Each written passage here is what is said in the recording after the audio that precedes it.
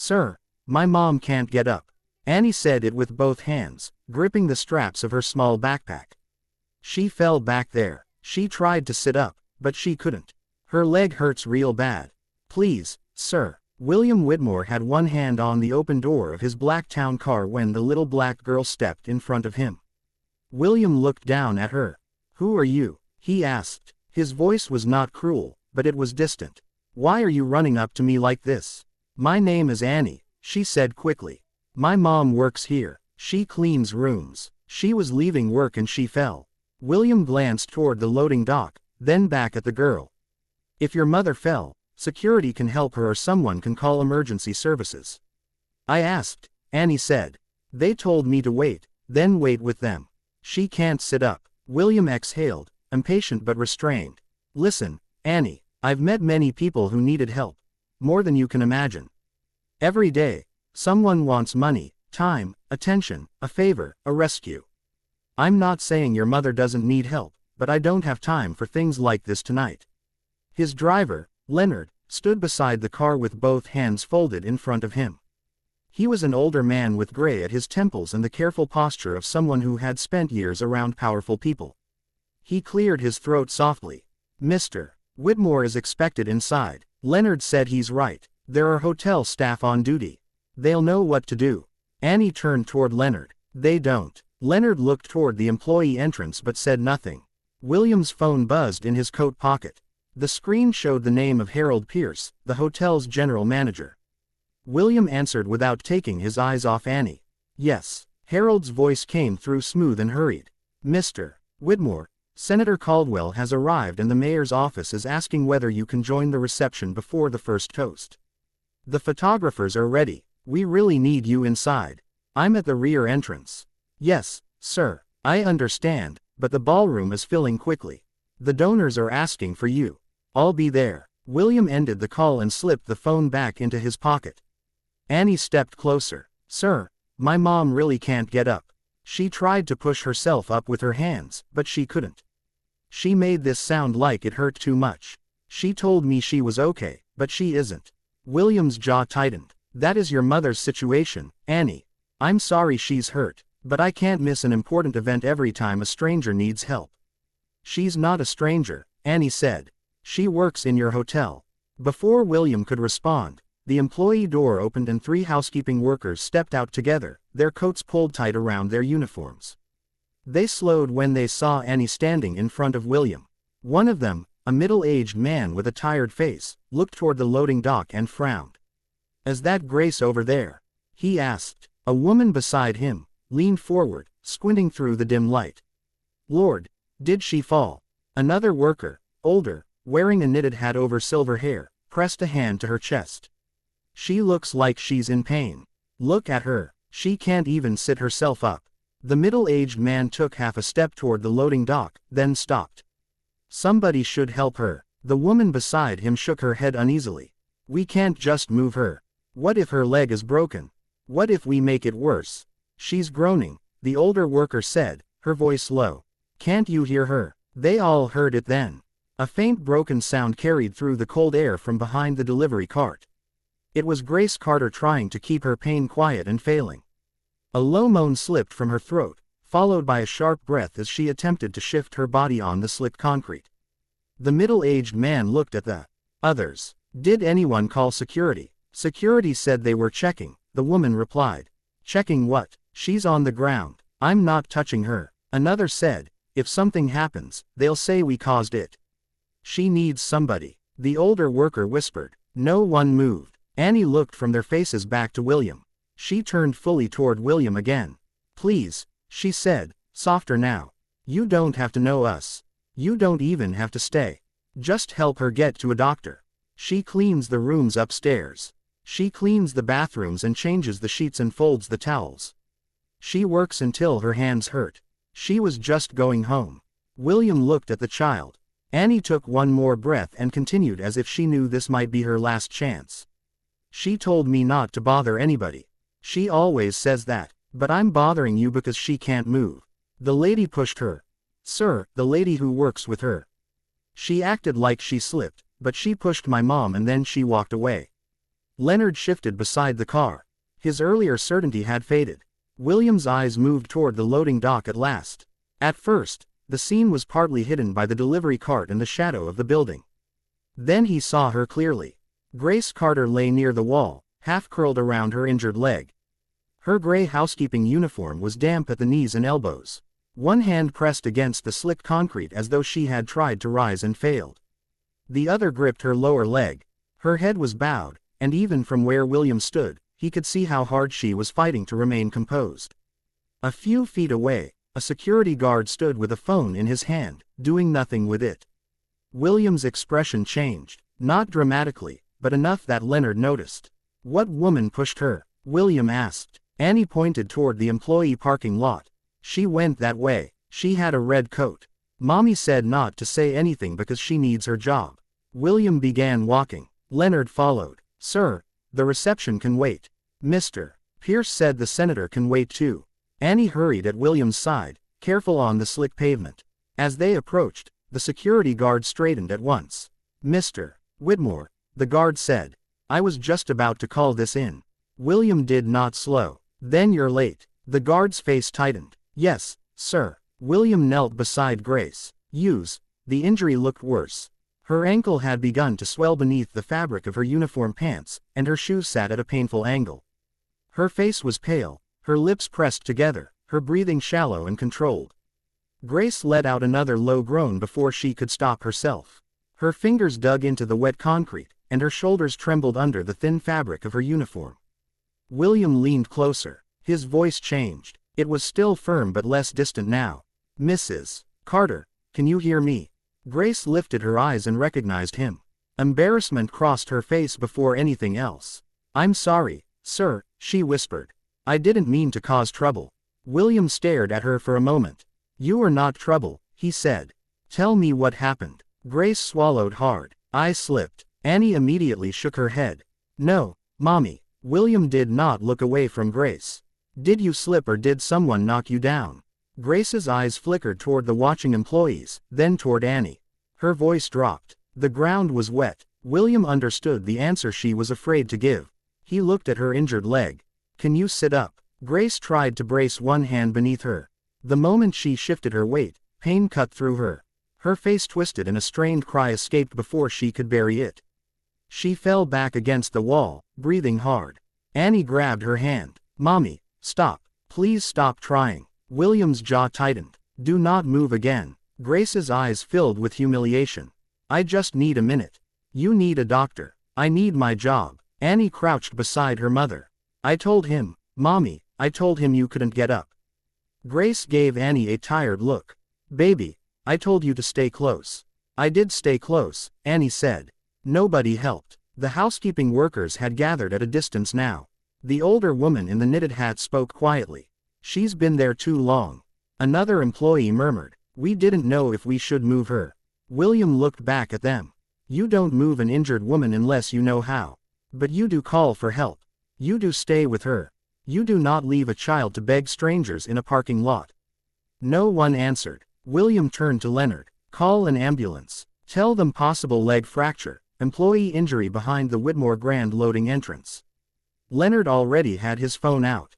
"Yes, sir." Grace stiffened. "No ambulance, please. I can't afford that. It will be handled." "You don't understand." She tried to shift again, and another pained moan broke from her lips.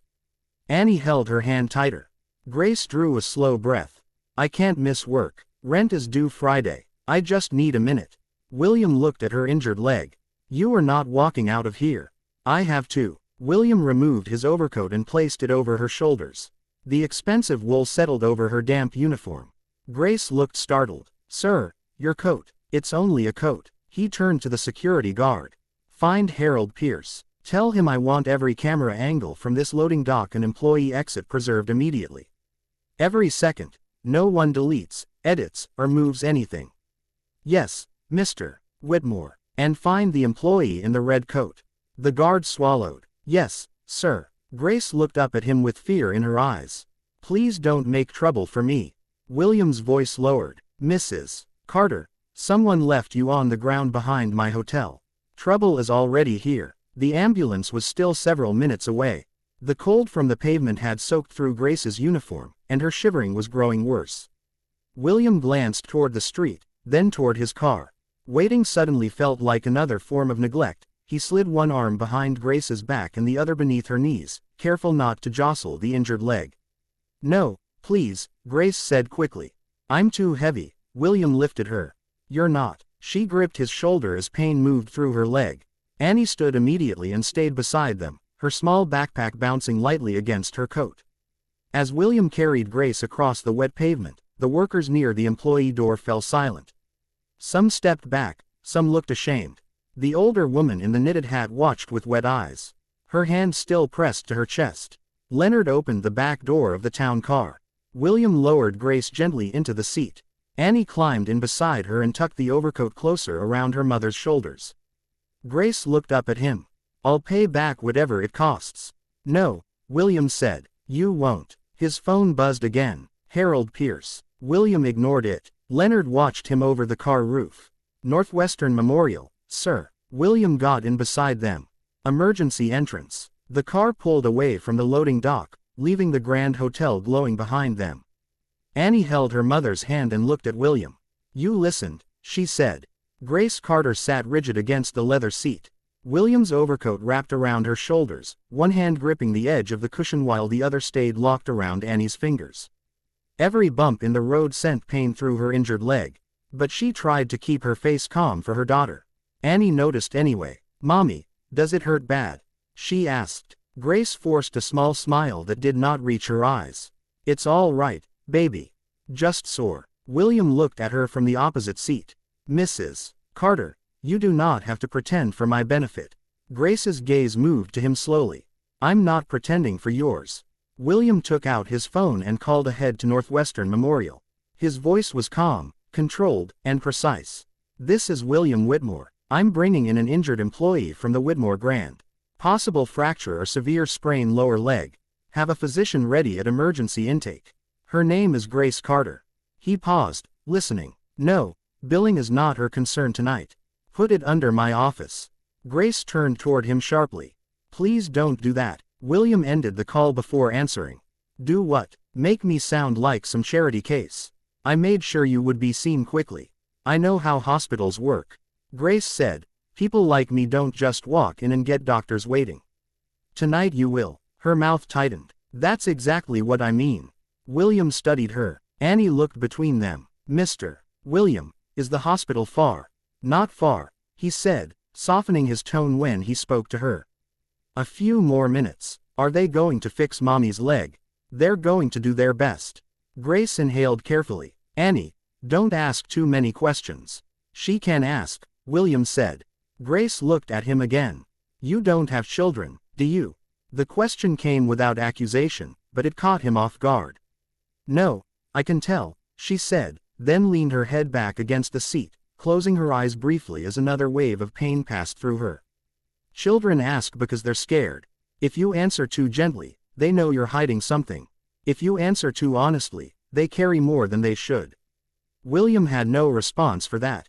His phone buzzed again. Harold Pierce. William ignored it. A second later, a text appeared. "Senator Caldwell is asking for you. Media waiting. Please advise." William typed one sentence. "Preserve footage. Find red coat employee. I will call when I choose." Then he shut the screen off. Grace noticed. "You're missing something important." William glanced out the window at the city lights streaking across the glass. "Apparently, I didn't ask you to miss it." "No," he said. "Your daughter did." Annie's grip tightened around Grace's hand. "I'm sorry." William looked at her. "Don't be." Grace opened her eyes. "She shouldn't have had to ask you. That's the point, isn't it?" The words were quiet, but they landed hard. William did not defend himself. The car turned toward the emergency entrance. Bright hospital lights washed over the windshield. Leonard pulled to the curb and two attendants were already waiting with a wheelchair and a stretcher.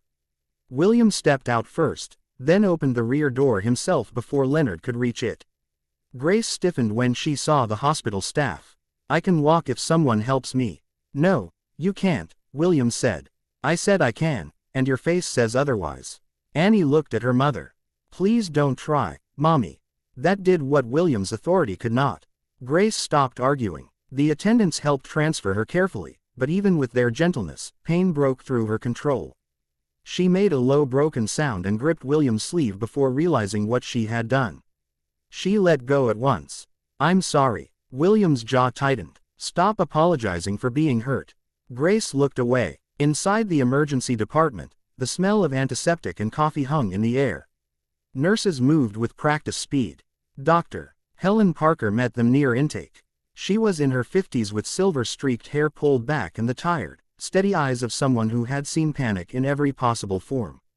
"Mrs. Carter, I'm Drive. Parker. We're going to take care of you." Grace tried to sit higher. "I don't want any unnecessary tests." Dr. Parker gave her a look that was kind without being soft. "Pain like this after a fall needs imaging. We need to know if there's a fracture, ligament damage, or something else going on." Grace's eyes moved to William. "I don't have the kind of insurance that covers everything." William spoke before the doctor could. "That is not a concern." Grace's face hardened. "It is to me." Dr. Parker looked between them and seemed to understand more than either had explained. "Mrs. Carter, right now your job is to let us find out what happened to your leg. Money conversations can wait outside the exam room." Grace gave a reluctant nod. A nurse guided Annie toward a chair near the wall. "You can sit right here, sweetheart." Annie did not sit. "Can I stay with my mom?" Grace answered before anyone else. "She stays where I can see her, Drive." Parker nodded. "That's fine for now." William stepped back as they began checking Grace's vitals. He should have left then. "How did you fall?" Dr. Parker asked. "Aposa. The ground was wet," Grace said. William lowered his eyes. Dr. Parker's voice remained neutral. "Did you slip or did something cause you to lose balance?" Another pause. Annie's small voice came from inside. "A lady pushed her." "Annie," Grace said softly. "She did." Annie insisted. "Mommy won't say because she needs her job." There was silence inside the room. Then Drive. Parker said gently, "Mrs. Carter, no one should have to choose between telling the truth and feeding their child. If this moment touched your heart, please give this video a like. Tell us in the comments where you are watching from because your voice matters here. And don't forget to subscribe to the channel for more emotional stories about truth, justice, and the courage to stand up for what is right." William stood very still. His phone vibrated again, this time with a call from Daniel Whitmore, his uncle, and a member of the board. William let it ring. A nurse came out holding a clipboard. "Mr. Whitmore." "Yes." "Mrs. Carter is going to imaging. It may take a little time. Do whatever is necessary." The nurse hesitated. "Her daughter can't go into X-ray. She'll need to wait." Before William could answer, Annie appeared at the doorway, trying to look brave. Grace was being wheeled away behind her and Annie's eyes followed until the stretcher turned the corner. "She'll come back?" Annie asked. William crouched slightly so he was closer to her height.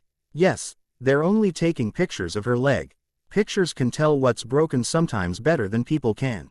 Annie considered that. "Then they should take pictures at the hotel, too." William looked at her. "They did. She didn't just fall," Annie said. "I know grown-ups keep saying that because it sounds easier.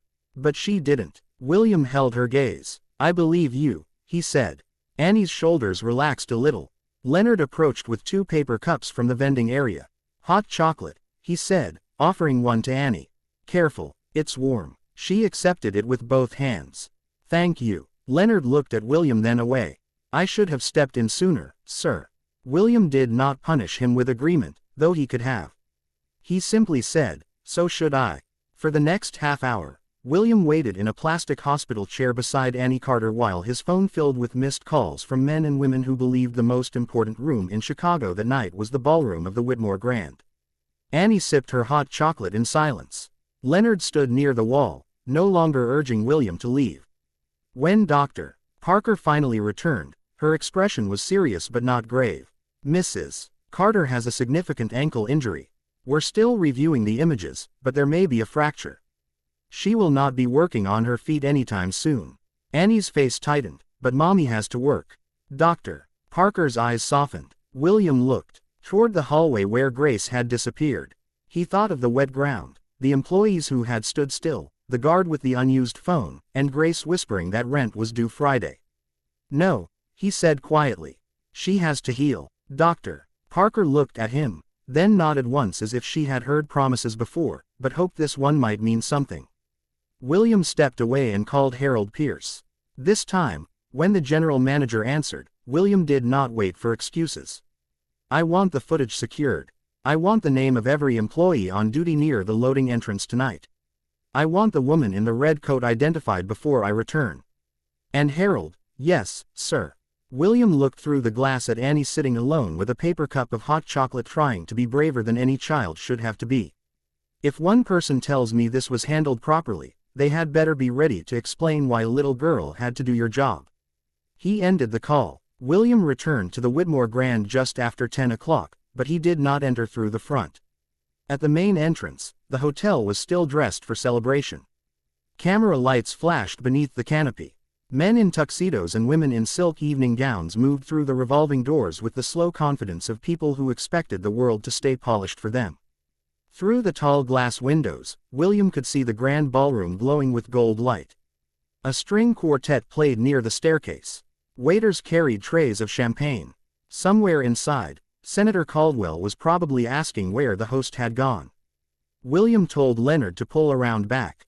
The town car turned away from the lights and slipped into the narrow service lane behind the hotel. The difference felt almost insulting now. In front, the Whitmore Grand looked like a promise. Behind it, the building showed its bones.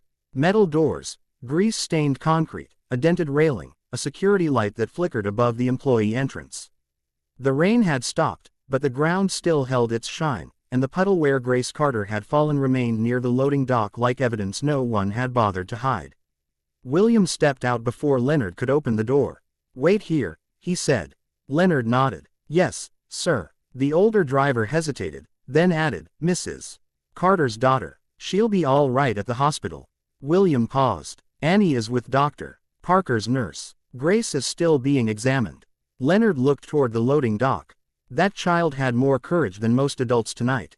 William did not answer because the truth of it bothered him. The employee entrance opened before he reached it. Harold Pierce hurried out, his face arranged into professional concern. He was in his late 50s, silver-haired, clean-shaven, and dressed in a navy suit with a hotel pin on his lapel. Harold had managed luxury properties for nearly 30 years. He knew how to calm angry guests, charm donors, and bury unpleasant things beneath the language of policy. "Mr. Whitmore," Harold said, "I've been trying to reach you. First, let me say how deeply sorry we are that an employee was injured on property. I've already started an internal incident report." William walked past him toward the loading dock. "Where is the footage?" Harold followed. "Marcus is pulling it now. There may be an issue with one of the rear cameras. Moisture possibly. The storm affected several exterior systems." The rain had stopped. William said, "Yes, sir, but moisture can still interfere with older units. Maintenance has been asking for upgrades, and we had them scheduled for the next quarter." William stopped near the spot where Grace had fallen. He looked down at the slick concrete. "Was there a wet floor sign here?" Harold blinked. "Outside, sir. That was my question. I don't believe we typically place wet floor signs in the loading area after rain." "Was there a rubber mat?" "No." "Was the light above the door broken before tonight?" Harold glanced up. The light flickered weakly, making the shadows pulse along the wall. "I'd have to check the maintenance logs." William looked at him. "Check them." Harold's smile tightened. "Of course." A security guard stood nearby, hands folded, face pale. It was the same guard who had been holding his phone while Annie begged for help. William turned to him. "Name?" "Calvin Moore, sir." "How long was Mrs. Carter on the ground before I arrived?" Calvin swallowed. "I'm not sure, Mr. Whitmore. Maybe a few minutes." "How many?" "I didn't check the time." "Did Annie Carter ask you for help?" Calvin's eyes dropped. "She came over. I told her I was going to radio someone." "Did you?" "I was about to." William's silence made the man shrink. Harold stepped in smoothly. "Mr. Whitmore, Calvin may have been concerned about moving an injured person. That is standard caution. We don't want untrained personnel worsening an injury." William turned his head slowly. "Calling an ambulance does not require medical training." Harold said nothing. The employee door opened again and Marcus Reed came out holding a tablet. Marcus was the head of security, A broad-shouldered black man in his early 40s with close-cropped hair and the direct manner of someone who preferred facts over excuses. Unlike Harold, he did not decorate bad news before delivering it. "Sir," Marcus said, "I've isolated the camera feeds from the rear entrance, loading bay, employee lot, and service corridor. Camera 3 has interference for about 40 seconds, but the others are intact." "Interference," William repeated. Marcus's jaw tightened. "Yes, sir. I don't like the timing." Harold gave a small, nervous laugh. "Let's not jump to conclusions." William looked at Marcus. "Show me." Marcus tapped the screen and held it out. The footage was grainy, but clear enough. William watched Grace Carter exit the employee door, holding Annie's hand. Grace moved slowly, tired after her shift, but steady. A few seconds later, another woman came out behind her in a burgundy-red coat. She was medium height with sharp shoulders and a stiff walk. William saw her glance toward the camera, then toward the parking lot. "Who is she?" William asked. Harold shifted. "That appears to be Brenda Collins. Housekeeping appears." "It is Brenda," Marcus said on the screen. Brenda caught up with Grace. They seemed to exchange a few words. There was no audio, but Annie looked up at the woman and moved closer to her mother. Grace kept walking. They approached the wet patch near the loading dock.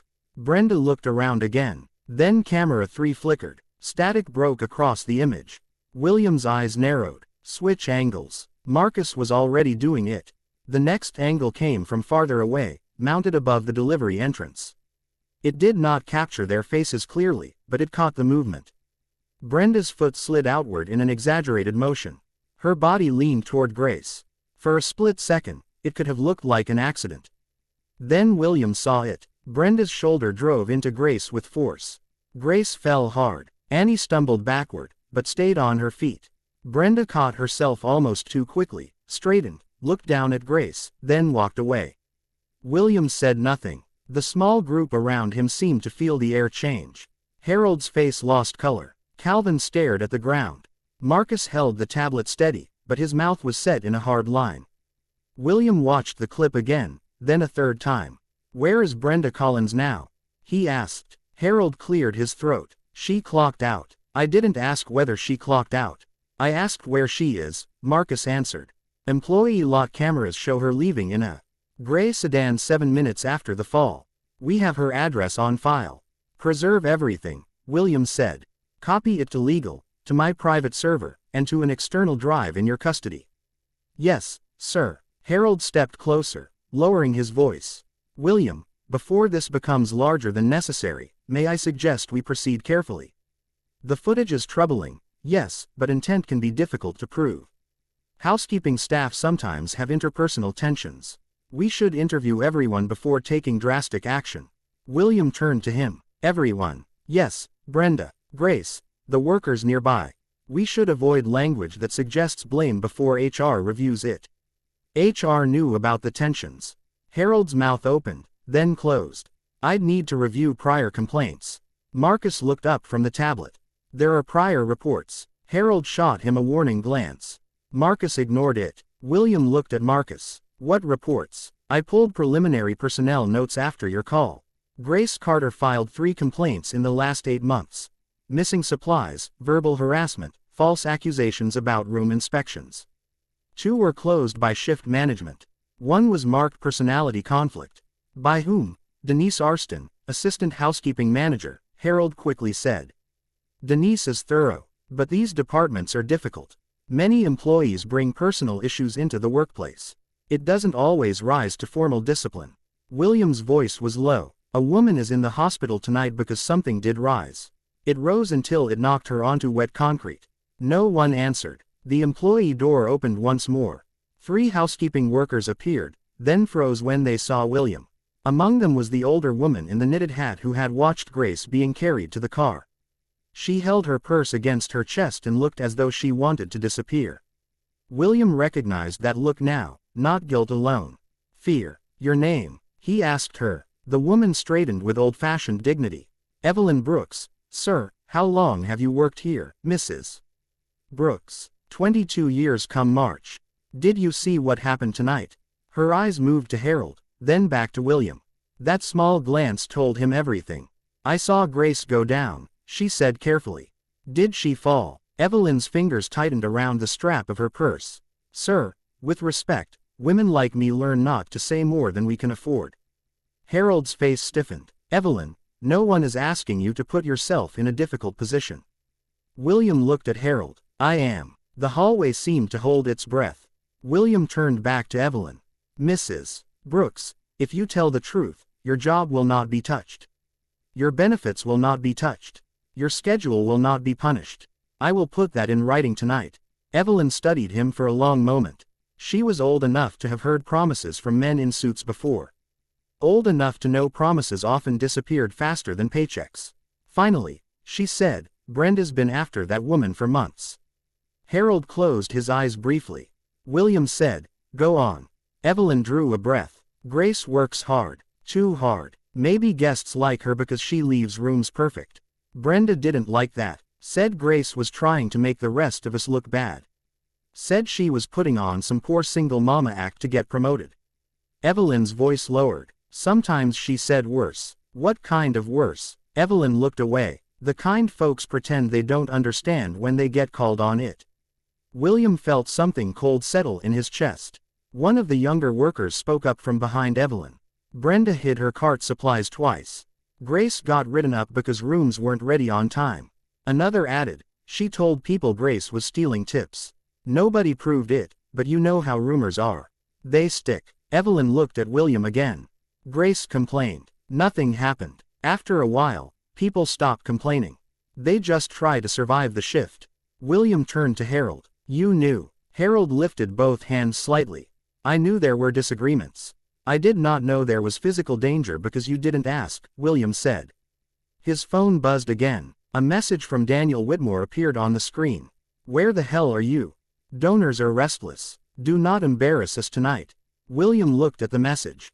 Then at the puddle near the loading dock. Marcus, he said, I want Brenda Collins suspended effective immediately pending termination review. I want Denise Arston in my office by 7 tomorrow morning. I want every complaint filed by Grace Carter and every complaint filed by any housekeeping employee in the past 3 years. Harold stared at him. 3 years. Did I say something unclear? No, sir. And Harold, William added, until this investigation is complete, you will not speak to Grace Carter, Annie Carter, Evelyn Brooks, or anyone else involved without legal present. Harold's professional mask cracked. You can't think I would intimidate staff. William stepped closer. Tonight, a child had to beg me because my staff failed her mother. I am finished assuming what people would or would not do. The words settled over the loading dock like the last cold drops of rain. For the first time, William looked at the rear entrance not as a service area, not as a place outside the guest experience, but as the doorway through which hundreds of invisible lives passed every day. People with rent due Friday. People with children waiting in corners. People with aching backs, cracked hands, and fears no quarterly report had ever measured. Inside the ballroom, men and women were waiting for him to speak about generosity. Behind the hotel, the truth had already given him a different speech. William turned toward the service door. Take me to the security room. Marcus nodded and led the way. As William stepped inside, he passed Evelyn Brooks. She lowered her voice as he moved by. Mr. Whitmore. He stopped. Evelyn looked up at him with tired eyes. Don't just punish Brenda. That won't fix this. William held her gaze. What will? She gave a sad little smile. Start by asking why everybody knew and nobody moved. William said nothing for a moment. Then he nodded once, and deep inside the grand hotel that bore his family name, William Whitmore began to understand that the fall behind the building had not started on the wet pavement. It had started months before in whispered insults, ignored complaints, closed files, and comfortable offices where silence was easier than justice. The security room sat 2 floors below the lobby, far from the chandeliers and the ballroom music. It was a narrow windowless space lined with monitors, metal cabinets, and the steady hum of machines that recorded everything the hotel preferred not to discuss. William stood behind Marcus Reed as the head of security pulled up footage, incident logs, timestamps, employee access records, and archived complaints. On the screens, the Whitmore Grand appeared in pieces. The front desk, the elevator bank, the kitchen corridor, the loading dock, the employee hallway, the back parking lot. From above, the hotel looked less like a palace and more like a machine. Every person inside reduced to movement, schedule, and shadow. Marcus clicked through a folder labeled Housekeeping Incidents. These are the reports tied to Grace Carter, he said. Some formal, some notes entered by supervisors. William read silently. Missing linens. Delayed room turnover. Guest complaint regarding bathroom supplies. Cart left unattended. The words looked minor, almost harmless until he saw how often they appeared beside Grace's name. Small stains placed one after another on a clean record until the paper itself looked dirty. Were these verified? William asked. Marcus's mouth tightened. Not thoroughly. A few were closed the same day. By Denise Arston. Mostly some by Harold's office. William leaned closer to the monitor and Brenda Collins. Marcus opened another file. Brenda's record looked almost spotless, too spotless. Years of employment, few complaints, steady performance marks, and several notes praising her team leadership. William knew polished records. In corporate life, clean paper often meant someone had learned where to hide the mess. A knock came at the open door. Harold Pierce stood there, his expression less polished now than it had been outside. Mr. Whitmore, Senator Caldwell's office is still asking whether you'll make remarks. Daniel has called twice. He wants to know if you're aware of the optics. William did not turn from the screen. I'm looking at the optics. Harold took one careful step inside. With respect, sir, a ballroom full of donors is waiting upstairs. We are hosting a charity dinner for working families tonight. Leaving them without the chairman sends a message. William finally looked at him. So does leaving a working mother on wet concrete. Harold's face flushed. I'm not minimizing what happened. No, William said. You're managing it. The words struck their mark. Harold's lips pressed into a thin line. For a moment, the older man looked not like a loyal manager, but like someone measuring which truth would cost him least. Marcus's phone buzzed. He glanced at it. The hospital just called the main security desk. Mrs. Carter is still in imaging. No final diagnosis yet. William nodded, but his attention sharpened at the mention of the hospital. I'm going back. Harold blinked. Tonight. Yes, sir. Perhaps someone from HR should visit tomorrow. It may be better to let emotions settle. William picked up the external drive Marcus had prepared and slipped it into his coat pocket. Emotions settled long enough for this to happen. Harold said nothing. William turned to Marcus. Keep digging. I want every complaint, every schedule change, every write-up connected to Grace, Brenda, Denise Arston, and anyone who witnessed tonight's fall. And I want Evelyn Brooks protected. Marcus nodded. Understood. As William left the security room, he passed through the service corridor instead of taking the executive elevator. The hallway was narrow, painted beige, and smelled faintly of detergent, floor wax, and coffee that had been sitting too long. A bulletin board hung near the time clock with faded notices about safety procedures, holiday shifts, and employee meal discounts. Beside it, a handwritten sign reminded staff to smile because guests notice everything. William stopped in front of that sign. Guests notice everything. He thought of Annie standing in the service lane because everyone else had noticed and done nothing. By the time he reached the hospital again, it was close to midnight. Northwestern Memorial's emergency entrance was still busy, the way hospitals always seem to be, as if suffering had no respect for the hour. Leonard pulled to the curb and William stepped out carrying a paper bag from a diner near the hospital. Oatmeal, toast, scrambled eggs packed for later, a carton of milk, and a hot chocolate he had bought because he remembered how carefully Annie had held the first one. He found Annie in the waiting area sitting in a plastic chair that was too large for her. A nurse had given her a blanket and her backpack rested against her shoes. She was not asleep. Her eyes moved immediately to William. Is my mom done? Not yet, William said, but drive. Parker is with her. Annie looked at the bag in his hand.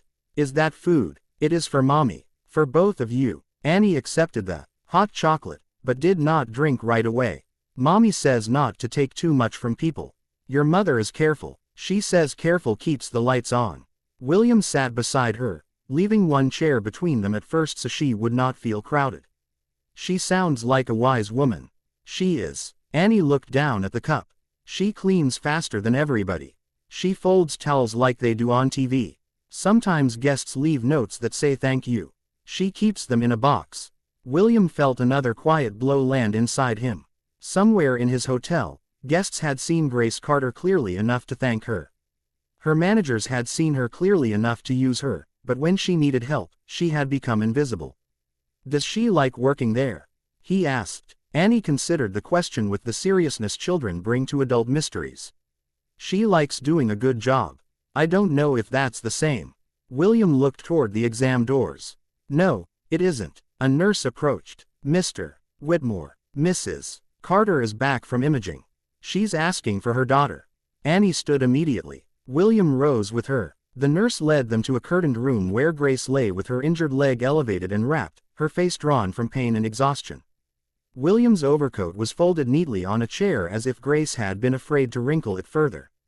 Dr. Parker stood near the foot of the bed, reviewing the chart. Grace's eyes moved first to Annie. "Come here, baby." Annie went to her mother's side and took her hand. "Mr. William brought food." Grace looked at him, then guarded again. "You came back. I said I would make sure this was handled. You also had an important dinner. I missed it." Her expression tightened. "You shouldn't have done that for me." William stepped closer but kept a respectful distance from the bed. "Mrs. Carter, I didn't do it for charity. I did it because what happened tonight happened on property I own." Grace looked away. "People keep saying that like it changes anything. It should. Should and is are different worlds, Mr. Whitmore." Dr. Parker lowered the chart. "Mrs. Carter has a fracture near the ankle and significant soft tissue injury. She won't need emergency surgery tonight, but she'll need immobilization, follow up with orthopedics and physical therapy. She should not bear weight on that leg." Grace closed her eyes. "For how long?" "At least several weeks before we reassess." "Several weeks." The words seemed to drain the remaining strength from Grace's face. Annie watched her mother carefully, reading what adults did not say. Grace swallowed. "I can't be off my feet for weeks." Dr. Parker's voice softened. "I understand that's frightening." "No," Grace said quietly. "You don't. I don't have a desk job. I don't have savings sitting somewhere. I don't have family who can take us in. If I don't work, I don't get paid. If I don't get paid, rent doesn't care that my ankle broke." William listened without interrupting. He had learned in boardrooms that silence could be a tactic. Tonight, it became respect. Annie squeezed Grace's hand. "Mr. William said, your job is still there." Grace's eyes flashed toward him. "You told her that?" "I did. You shouldn't make promises to children unless you know what they cost." "I know exactly what this one costs." Grace gave a tired, bitter little laugh. "Do you? Because men like you can lose more money in a bad lunch meeting than I make in a year." "That's not an insult. It's just the truth. You can pay a bill tonight and walk away feeling decent. I still have to wake up tomorrow with a broken leg and a landlord who won't care that a billionaire felt sorry for me." The room went still. Annie looked worried, but William did not appear offended. In fact, something in him respected her more for, "You're right," he said. Grace looked at him, surprised. "I can leave here tonight and return to a life where nearly every problem can be solved by calling the right person." "You cannot. That is exactly why this cannot end with me paying one hospital bill." Grace's expression changed slightly, but the wall remained. "What does that mean?" she asked. "It means your wages will continue while you recover. Your medical care and physical therapy will be covered by the company. Your position will remain available. No one from the hotel will pressure you, question you, or punish you for telling the truth. And if anyone tries, they will answer to me personally." Grace stared at him. "That sounds nice." "It is not meant to sound nice. It is meant to be clear. Clear doesn't always hold after rich people leave the room." William accepted that because he knew she had earned the right not to trust him. He reached into his coat pocket and took out a business card, then wrote a number on the back. "This is my direct line, not my office. Mine. If anyone from Whitmore contacts you in a way that makes you uncomfortable, you call me." Grace did not take it immediately. Annie looked at the card, then at her mother. Finally, Grace accepted it with 2 fingers, as if it might vanish if held too firmly. Dr. Parker excused herself to arrange discharge instructions and follow-up care. When she left, the room grew quieter. Hospital sounds filtered through the curtain. Wheels rolling, phones ringing, distant voices calling names. William looked at Annie. "Your mother told me you should not take too much from people." Annie nodded. "She's right. But sometimes accepting help is not taking." Sometimes it is letting someone return what should never have been taken from you. Grace's eyes lowered to the blanket. For the first time that night, she looked less angry than tired. Annie reached into her backpack and pulled out a folded piece of paper. It was creased, the edges soft from being carried around. "I drew this before Mommy fell," she said. At the hotel, she unfolded it. The drawing showed a tall building with bright yellow windows. Beside it stood a woman in a gray dress and a little girl with braids. There was no man in the picture, no car, no hospital, only the hotel, large and shining, and two small figures near the back. William looked at it longer than Annie expected. "Do you want it?" she asked. Grace began. "Annie, don't." "Yes," William said. "I do." Annie handed it to him. "Then remember the back part, too, not just the pretty front." The words were simple. They carried no accusation that made them impossible to escape. William folded the paper carefully and placed it inside his coat. "I will," he said. Grace watched him, and for one brief moment, the suspicion in her eyes loosened. Not enough to become trust, but enough to become uncertainty. Maybe that was where trust began, William thought. Not with gratitude, not with grand promises, with the first small doubt that the world might not disappoint you this time. His phone buzzed again. He looked down. Daniel Whitmore had sent another message. "Damage control first thing tomorrow. Do not make this emotional." William slipped the phone back into his pocket without answering. Grace noticed. More important people waiting. William looked at Annie's drawing tucked inside his coat, then back at Grace. "No," he said, "not tonight." When he left the hospital a little after 1 o'clock in the morning, Chicago had gone quiet in the way cities only pretend to sleep. Leonard held the car door open, and William paused before getting in. Across town, the Whitmore Grand still stood bright against the skyline. For most of his life, that brightness had been enough. A glowing lobby, a full ballroom, a satisfied board, a name people respected. But now he had seen the back part, and because of a child who refused to be ignored, William Whitmore knew he could never unsee it. By 7 the next morning, the Whitmore Grand looked as if nothing had happened. Fresh flowers stood in tall glass vases near the lobby elevators. The marble floors had been polished before sunrise. A young concierge smiled at a couple asking for directions to the Art Institute. While a bellman rolled gold luggage carts across the lobby as smoothly as if the wheels had never known a crack in the pavement. Guests moved through the hotel wrapped in warmth, coffee, and privilege. Unaware that only hours earlier, behind the same building, a woman who cleaned their rooms had lay on wet concrete, unable to sit up, William Whitmore arrived through the rear entrance again. Leonard pulled the car into the service lane, and this time, William stepped out with a folder in one hand, and Annie's drawing folded inside his coat pocket. The air was colder than it had been the night before. The puddles had thinned, but not disappeared. Near the loading dock, a maintenance worker had finally placed 2 orange caution cones beside the slick patch where Grace had fallen. The cones looked absurdly late, like an apology delivered after the funeral. Marcus Reed was waiting by the employee door with a tablet tucked beneath one arm. "Morning, sir," Marcus said, "is Brenda Collins here?" She was called in. "She's in the small conference room off housekeeping. Harold's there. Denise Arston, too." William's eyes narrowed slightly. Denise arrived on time. "Early," Marcus said. "Nervous people usually do." William glanced at the repaired-looking light above the door. It was still flickering. Marcus noticed his gaze. "Maintenance says the replacement bulb is coming this afternoon." Maintenance had months. "Yes, sir." William walked inside. The service corridor was busier now. Housekeepers in gray uniforms moved quietly between storage closets and elevators. Kitchen staff pushed carts of breakfast trays toward banquet rooms. A man with a radio clipped to his belt stepped aside so quickly that his shoulder brushed the wall. By now, everyone knew the owner had missed the charity dinner. Everyone knew Grace Carter had been taken to the hospital in his car. Everyone knew Brenda Collins had been called in before her shift. That was the thing about hotels, William thought. Guests believed the walls held silence. Employees knew they carried everything. As William passed the time clock, several workers looked down. One older man gave him a cautious nod. Evelyn Brooks stood near the linen room, tying her apron with slow, practiced hands. When William stopped, she straightened. "Mrs. Brooks, Mr. Whitmore, were you contacted by anyone after we spoke?" Her eyes moved briefly toward the hallway leading to management offices. I got a text from Denise asking what I said. Marcus's expression hardened. William asked, "Did she threaten you?" "Not in the way people put in writing," Evelyn said. "She said this was becoming a misunderstanding and that folks who added fuel would have to live with it after the big people moved on." William held out his hand. "May I see the message?" Evelyn hesitated only a second before giving him her phone. William read the text once, then passed it to Marcus. "Screenshot it. Add it to the file." Evelyn's face remained steady, but her fingers worked at the edge of her apron. "I can't afford to be brave for nothing, sir." "You won't be." She studied him, her eyes tired with the caution of someone who had survived promises before.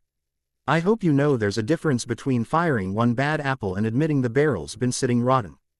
William looked down the corridor toward the conference room. "I'm beginning to." The small conference room smelled of burnt coffee and nervous sweat. Harold Pierce stood near the window, though there was no real view, only the brick wall of the neighboring building. Denise Arston sat at the table with a legal pad in front of her, pen held too tightly.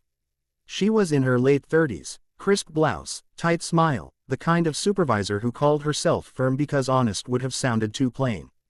Brenda Collins sat beside her in a burgundy red coat draped over the back of her chair. Brenda looked up when William entered. Her face changed quickly, arranging itself into shock, worry, and wounded innocence. "Mr. Whitmore," she said, standing halfway. "I'm glad you're here. I've been sick over what happened to Grace." "Just sick." William sat at the head of the table without inviting anyone else to speak. Marcus remained standing near the door. Harold cleared his throat. "We thought it best to gather preliminary statements before HR begins formal." "This is formal," William said. Harold's mouth closed. William opened the folder and placed one printed still image on the table. It showed Grace on the ground and Brenda walking away. Brenda glanced at it, then looked quickly back at him. "That picture doesn't show the whole thing. The ground was wet. I slipped, too." "Did you?" "Yes. I lost my balance. It was awful. I was shaken up. Too shaken to help her." Brenda's lips parted. "I thought other people were closer." "You were close enough to knock her down." Her eyes widened. "I didn't knock her down." William placed another image on the table. This one showed Brenda glancing toward the camera seconds before impact. Then another showing her shoulder angled toward Grace. Then another taken from the second camera, capturing the force of the collision. Denise leaned forward, face pale. Harold stared at the images without touching them. Brenda's voice sharpened. "Pictures can be misleading." Marcus spoke for the first time. "Video is clearer." William nodded once. Marcus placed the tablet on the table and pressed play. No one spoke as the footage ran. Grace leaving with Annie. Brenda catching up. The brief exchange. Brenda looking around. The exaggerated slip. The shoulder driving into Grace. Grace falling. Annie stumbling. Brenda standing. Looking down then leaving. When the clip ended, the room held a silence so complete that the soft hum of the ventilation system sounded loud. William looked at Brenda. "Explain it." Brenda's face had gone blotchy. "It happened fast. It did not happen too fast for you to look around first. I was checking the ground. You were checking witnesses. That's not fair." William's voice remained calm. "No, Mrs. Collins. What happened to Grace Carter was not fair." Brenda's expression twisted. For the first time, the mask slipped. "Grace Carter. Grace Carter. Everybody acts like she's some saint. She's not. She's always making herself look pitiful, always staying late, always doing extra, always getting guests to write those little thank you notes like she's better than the rest of us." Denise whispered, "Brenda." But Brenda was already too far gone. "No, I'm tired of it. People like her know exactly how to work a room. One sad story, one little kid sitting in the staff area and suddenly everyone feels sorry for her." William became very still. "People like her." Brenda realized the words had landed badly. She shifted in her chair. "I didn't mean it like that." "How did you mean it?" "I meant people who play victim." "Say what you mean, Mrs. Collins." Harold intervened. "William, perhaps we should pause until counsel." "No," William said, eyes still on Brenda. "I want to hear her." Brenda looked around the table, finding no ally strong enough to save her. "I worked here 12 years, she said. 12 years. Then Grace comes in and suddenly Denise is talking about maybe training her for lead housekeeper. Grace hasn't earned that. Denise's face tightened. That was only a discussion. William turned toward her. You considered Grace for promotion. Denise hesitated. Some guest feedback was positive and Brenda knew. It may have come up. Brenda let out a bitter laugh. May have come up. You told me I needed to improve my attitude because Grace was setting a better example. William watched Denise carefully. Did Grace file complaints about Brenda? Denise shifted in her seat. There were personality conflicts. That is not what I asked. Yes, Denise said. She filed complaints. What action did you take? I spoke to both of them. You spoke to Grace about being harassed. I advised her not to escalate tensions. The phrase landed like a slap. Polite and cowardly. William looked at Harold. Did you review those complaints? Harold folded his hands. Some reached my office. Based on Denise's assessment, I understood the matter to be interpersonal. Marcus placed another sheet on the table. 3 reports from Grace. 2 witness notes supporting her. 1 note from Evelyn Brooks stating Brenda had been hiding Grace's supplies. Denise looked at Marcus with open resentment. Those notes were informal. Informal truth is still truth, Marcus said. Brenda pushed back from the table. This is ridiculous, she fell. You're all trying to ruin me because that girl made a scene in Mr. Whitmore wants to feel like a hero. William looked at her for a long moment. Last night, that girl did what adults in my hotel failed to do. Brenda stood. You're really going to throw me away over one cleaning lady? The room seemed to contract around the words. William rose slowly. He did not raise his voice. He did not need to. No, he said. You threw yourself away when you decided her pain did not matter. Brenda's mouth trembled with anger. You can't fire me without process. You were suspended effective immediately. Pending termination. Your access badge is deactivated as of this moment. You will leave the property with security. The footage and witness statements will be reviewed by legal, and if counsel determines that your actions rise to assault, we will cooperate with the authorities. Brenda looked to Harold. Harold looked down. Denise's pen rolled from her hand and clicked against the table. William turned to Denise. You were suspended as well, pending investigation. Her head snapped up. Me? I didn't push anyone. No, you taught her there would be no consequences. Denise's face went white. William looked at Harold next. And you will provide every housekeeping complaint from the last 3 years by noon. Not summaries, not interpretations. The original records. Harold's voice was tight. Of course. Brenda grabbed her purse. You think they'll love you for this? They won't. People like Grace always want more. William's eyes hardened. Remove her. Marcus opened the door. 2 security officers waited outside. Brenda stormed past them, her red coat swinging behind her like a flag of resentment. Several employees in the corridor turned to watch. No one spoke, but something moved through them as she passed. Not celebration, not yet. Recognition. The quiet astonishment of people seeing consequence reached someone who had always escaped it. Evelyn Brooks stood near the linen room. Brenda saw her and hissed. Hope you're proud. Evelyn did not flinch. I hope Grace walks again without pain. Brenda's face twisted, but security guided her away. William remained in the conference room after the others left. Through the open door, he could hear the hotel waking fully above and around him. Elevators chiming, carts rolling, radios crackling, guests asking for breakfast reservations. Ordinary sounds, but they no longer sounded ordinary to him. They sounded like labor, like lives. Marcus stepped back inside. You handled that, cleanly. Cleanly is not enough, William said. No, sir, it isn't. William took Annie's folded drawing from inside his coat and looked at it again. The bright hotel, the small figures at the back. Her words returned to him. Remember the back part, too, not just the pretty front. He folded the paper carefully. Call legal, he said. Then call an outside investigator, not someone Harold recommends. I want independence. Marcus nodded. And Grace Carter. William looked toward the rear corridor, toward the loading dock beyond it, toward the place where a mother had apologized for being hurt. I'm going to tell her what happened, he said, but not like a man bringing charity, like a man who owes her the truth.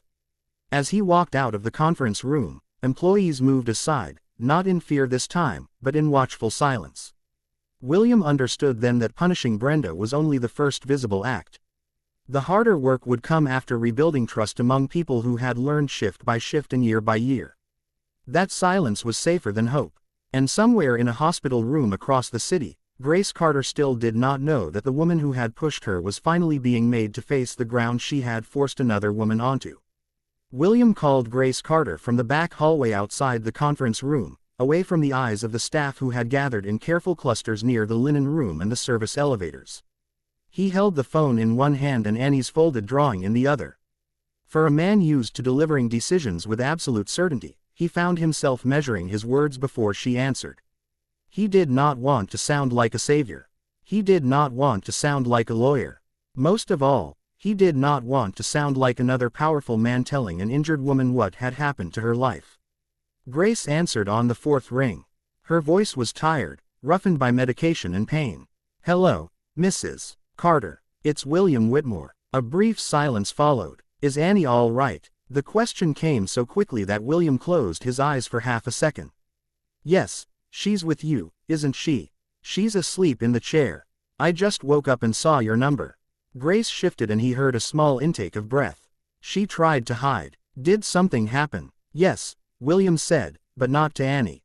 Grace did not speak. William looked down the corridor. A houseman pushed a cart stacked with folded towels past him, then lowered his eyes and hurried away. "I reviewed the footage from last night. Annie told the truth. You did not simply slip. Brenda Collins deliberately moved into you and caused you to fall." On the other end of the line, Grace's breathing changed, but she still said nothing. "Mrs. Carter, I knew what happened," she said quietly. "I just didn't know anyone would say it out loud." William felt the weight of that sentence settle over him. "Brenda has been suspended pending termination," he continued. "Her access has been removed. The footage is being preserved and legal will review whether this should be referred to law enforcement. Denise Arston has also been suspended pending investigation into the complaints you filed." Grace gave a short humorless breath. "Denise? Yes, she always said she was trying to help me. What did that mean?" "It meant she told me to be careful how I came across. It meant she told me Brenda had seniority. It meant if I wanted a future at the hotel, I needed to learn how to get along." Grace's voice lowered. "It meant swallow it." William looked toward the closed door of the conference room where Denise had sat with her legal pad, turning neglect into paperwork. "I'm sorry." Grace was quiet again. When she spoke, her tone was guarded. "People always say that after. I don't mean that cruelly. It's just after doesn't put you back where you were." "No," William said, "it doesn't." Annie murmured faintly in the background, half asleep. Grace's voice softened at once. "I'm here, baby. Go back to sleep." William waited. When Grace returned to the phone, she sounded smaller. "I don't want Annie pulled into this more than she already is. She won't be forced into anything. She saw it. That's enough." "I understand. I don't think you do." There was no bitterness in her words, only exhaustion. "She's a child, Mr. Whitmore. She shouldn't know what it feels like to beg grown folks to care." William had no defense, so he offered none. "I'll come by the hospital later," he said. "If you'll allow it. There are details about your pay, treatment, and leave that I want to explain clearly," Grace answered slowly. "I don't want a show. There won't be one, and I don't want people at work thinking I got special treatment because my daughter ran into the right rich man." William looked down at Annie's drawing at the two small figures beside the shining hotel. "Mrs. Carter, special treatment is not the same as overdue respect." Grace did not answer, but she did not hang up either. After the call ended, William remained in the corridor for a long moment. Employees moved around him in quiet streams. Some looked curious, some afraid, some hopeful despite themselves. That last expression bothered him most because hope created responsibility. A company could ignore fear for years. Hope demanded an answer by morning. Marcus found him near the time clock. "Legal is on the way. Outside investigator's office confirmed availability this afternoon. I also pulled the 3-year complaint list." "How bad?" Marcus held out the tablet. "Worse than one bad employee." William scanned the report. The list was longer than he expected. Housekeeping had the most complaints. Verbal harassment, unfair assignments, missing tips, retaliation after reporting unsafe conditions, ignored requests for light duty after injury, shift changes given without notice. Some were minor, some were vague, but together they formed a shape that no honest man could call coincidence. "Why didn't this reach me?" William asked. Marcus did not soften the answer. Because systems are built to keep things from reaching people like you unless they threaten money. William looked at him. Marcus added, "That's not an excuse, just the truth." William handed the tablet back. "Gather the housekeeping staff, not managers." "Staff? I want to hear from them." Marcus raised one eyebrow. "Today, now they may not talk with Harold still in the building." William's expression hardened. "Then Harold can spend the morning in his office with legal." 30 minutes later, the employee cafeteria was fuller than William had ever seen it. He had passed the room before on inspections, usually with Harold at his side, usually hearing phrases like improved break area, staff morale, retention efforts. He had never actually sat there during a shift change. Now he saw the chipped corners of the tables, the vending machine with 2 broken buttons, the microwave stained from years of rushed lunches, the bulletin board full of notices written in language no guest would ever read. Housekeepers, laundry attendants, dishwashers, and maintenance workers filled the room in uneasy silence. Some stood along the wall because there were not enough chairs. A few held paper cups of coffee. Others kept their arms folded, faces closed. Evelyn Brooks sat near the front, her knitted hat in her lap, looking neither impressed nor afraid. She looked tired, and somehow that was harder for William to face than anger. William stood at the front of the room without a podium. Marcus stayed near the door. No managers were present. "I know most of you have work to return to," William began. "So, I'll be direct. What happened to Grace Carter last night was not an accident. Brenda Collins has been suspended pending termination, and Denise Arston has been suspended pending investigation. An outside investigator will review prior complaints, including any reports that were ignored, minimized, or mishandled." The room stirred. Someone whispered. Someone else let out a breath that sounded like disbelief. William continued, "No employee will be punished for speaking honestly. No schedule changes, no reduced hours, no retaliation. If that happens, you contact Marcus Reed directly. Or me." A younger woman near the back gave a bitter laugh before she could stop herself. "With respect, sir, people say that." William turned toward her. "Your name?" She stiffened. "Tasha." "Thank you, Tasha. You're right. People say that. Then they leave. Then supervisors remember who talked." William paused. "So I won't ask you to trust words. I'll put it in writing today. Any retaliation will be grounds for immediate termination." An older dishwasher spoke next. "What about folks who already got pushed out?" William looked at him. "Tell the investigator. They're gone. Then we'll find them." That answer made the room quieter. Not because everyone believed it, but because it was larger than what they expected. Evelyn raised her hand. Old manners surviving even in a room where formality had done little good. "Mr. Whitmore, may I speak?" "Yes, Mrs. Brooks." She stood slowly. Brenda was cruel, but she was not magic. She got away with it because cruelty had somewhere to hide. People complained. We were told to settle down, get along, stop bringing drama. Some folks around here learned if they kept their heads down, they might make it to retirement. Others learned they could hurt people and call it management. Her voice did not shake. "Grace is not the first woman to go home hurting. She's just the first one whose child found you." The room went very still. William absorbed the words without looking away. "Then I should have come sooner." Evelyn's face softened by a fraction. "Yes, sir, you should have." No one had spoken to William Whitmore that plainly in years, and certainly not in a cafeteria beneath his own hotel. He found unexpectedly that he was grateful for it. Tasha lifted her hand slightly. "Grace used to clean the 12th floor by herself when we were short. Brenda would take extra towels off her cart. Then Denise would ask why rooms weren't ready. We all knew." A man from laundry added. Complaints disappeared.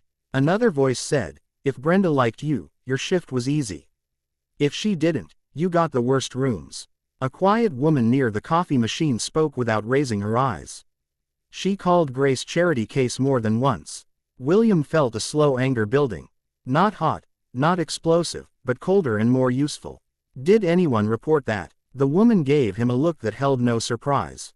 "To who?" That was the question that stayed in the air. To who? Not to whom. Polished and proper. To who? The plain language of people who had run out of doors to knock on. William looked around the cafeteria and saw the truth Evelyn had named. This was not only about Brenda. It was about every person who had learned there was no point telling the truth because truth did not climb high enough. It got trapped in offices, softened in reports, renamed as conflict, buried under schedules, forgotten until someone got hurt badly enough that a child had to interrupt a billionaire. He placed both hands on the back of an empty chair. By the end of this week, there will be a direct reporting line outside hotel management, anonymous if needed.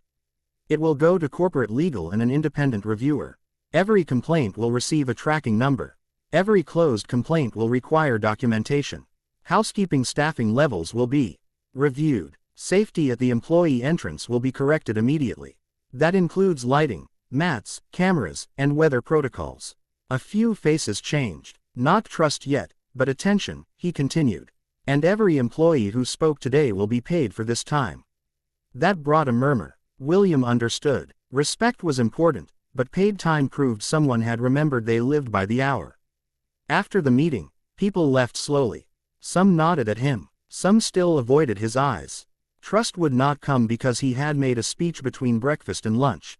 Trust would come if it came at all when promises survived payroll scheduling and the return of ordinary days.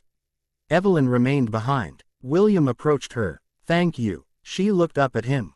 Don't thank me yet. No. Thank me when telling the truth doesn't cost anybody their job. He nodded. Fair. Evelyn picked up her purse, then paused. Grace is proud. She won't like needing help. I know. No, Mr. Whitmore. You know, rich person pride. Grace has poor person pride. Different thing. Rich pride says, I don't need anyone. Poor pride says, I can't afford to owe anyone. Be careful with that. William took the warning seriously. I will. By noon, the first written protections went out to staff. By 1, maintenance was replacing the broken light and installing temporary traction mats at the rear entrance.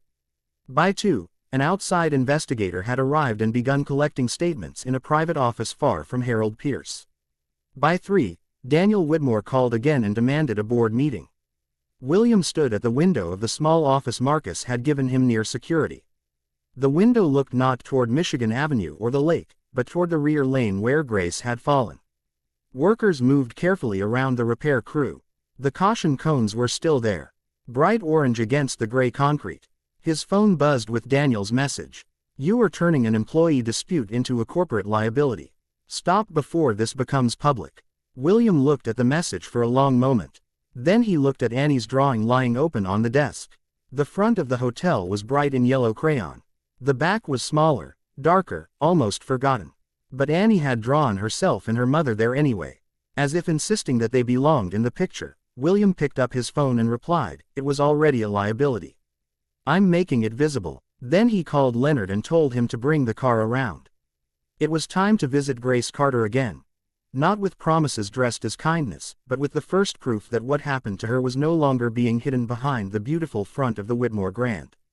Leonard found William waiting near the service entrance, not in the marble lobby where the chairman of Whitmore Hospitality Group was expected to stand, but beside the same rear door where workers came and went with lunch bags, aching feet, and time cards that measured their lives in 15-minute increments.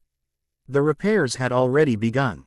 A maintenance crew was replacing the broken security light above the door, and a man in a reflective vest was installing temporary traction mats along the wee-test stretch of concrete. The orange caution cones still looked too bright against the gray afternoon, but for the first time since Grace Carter had fallen, the back of the hotel looked as if someone in power had admitted it existed. William got into the car without speaking.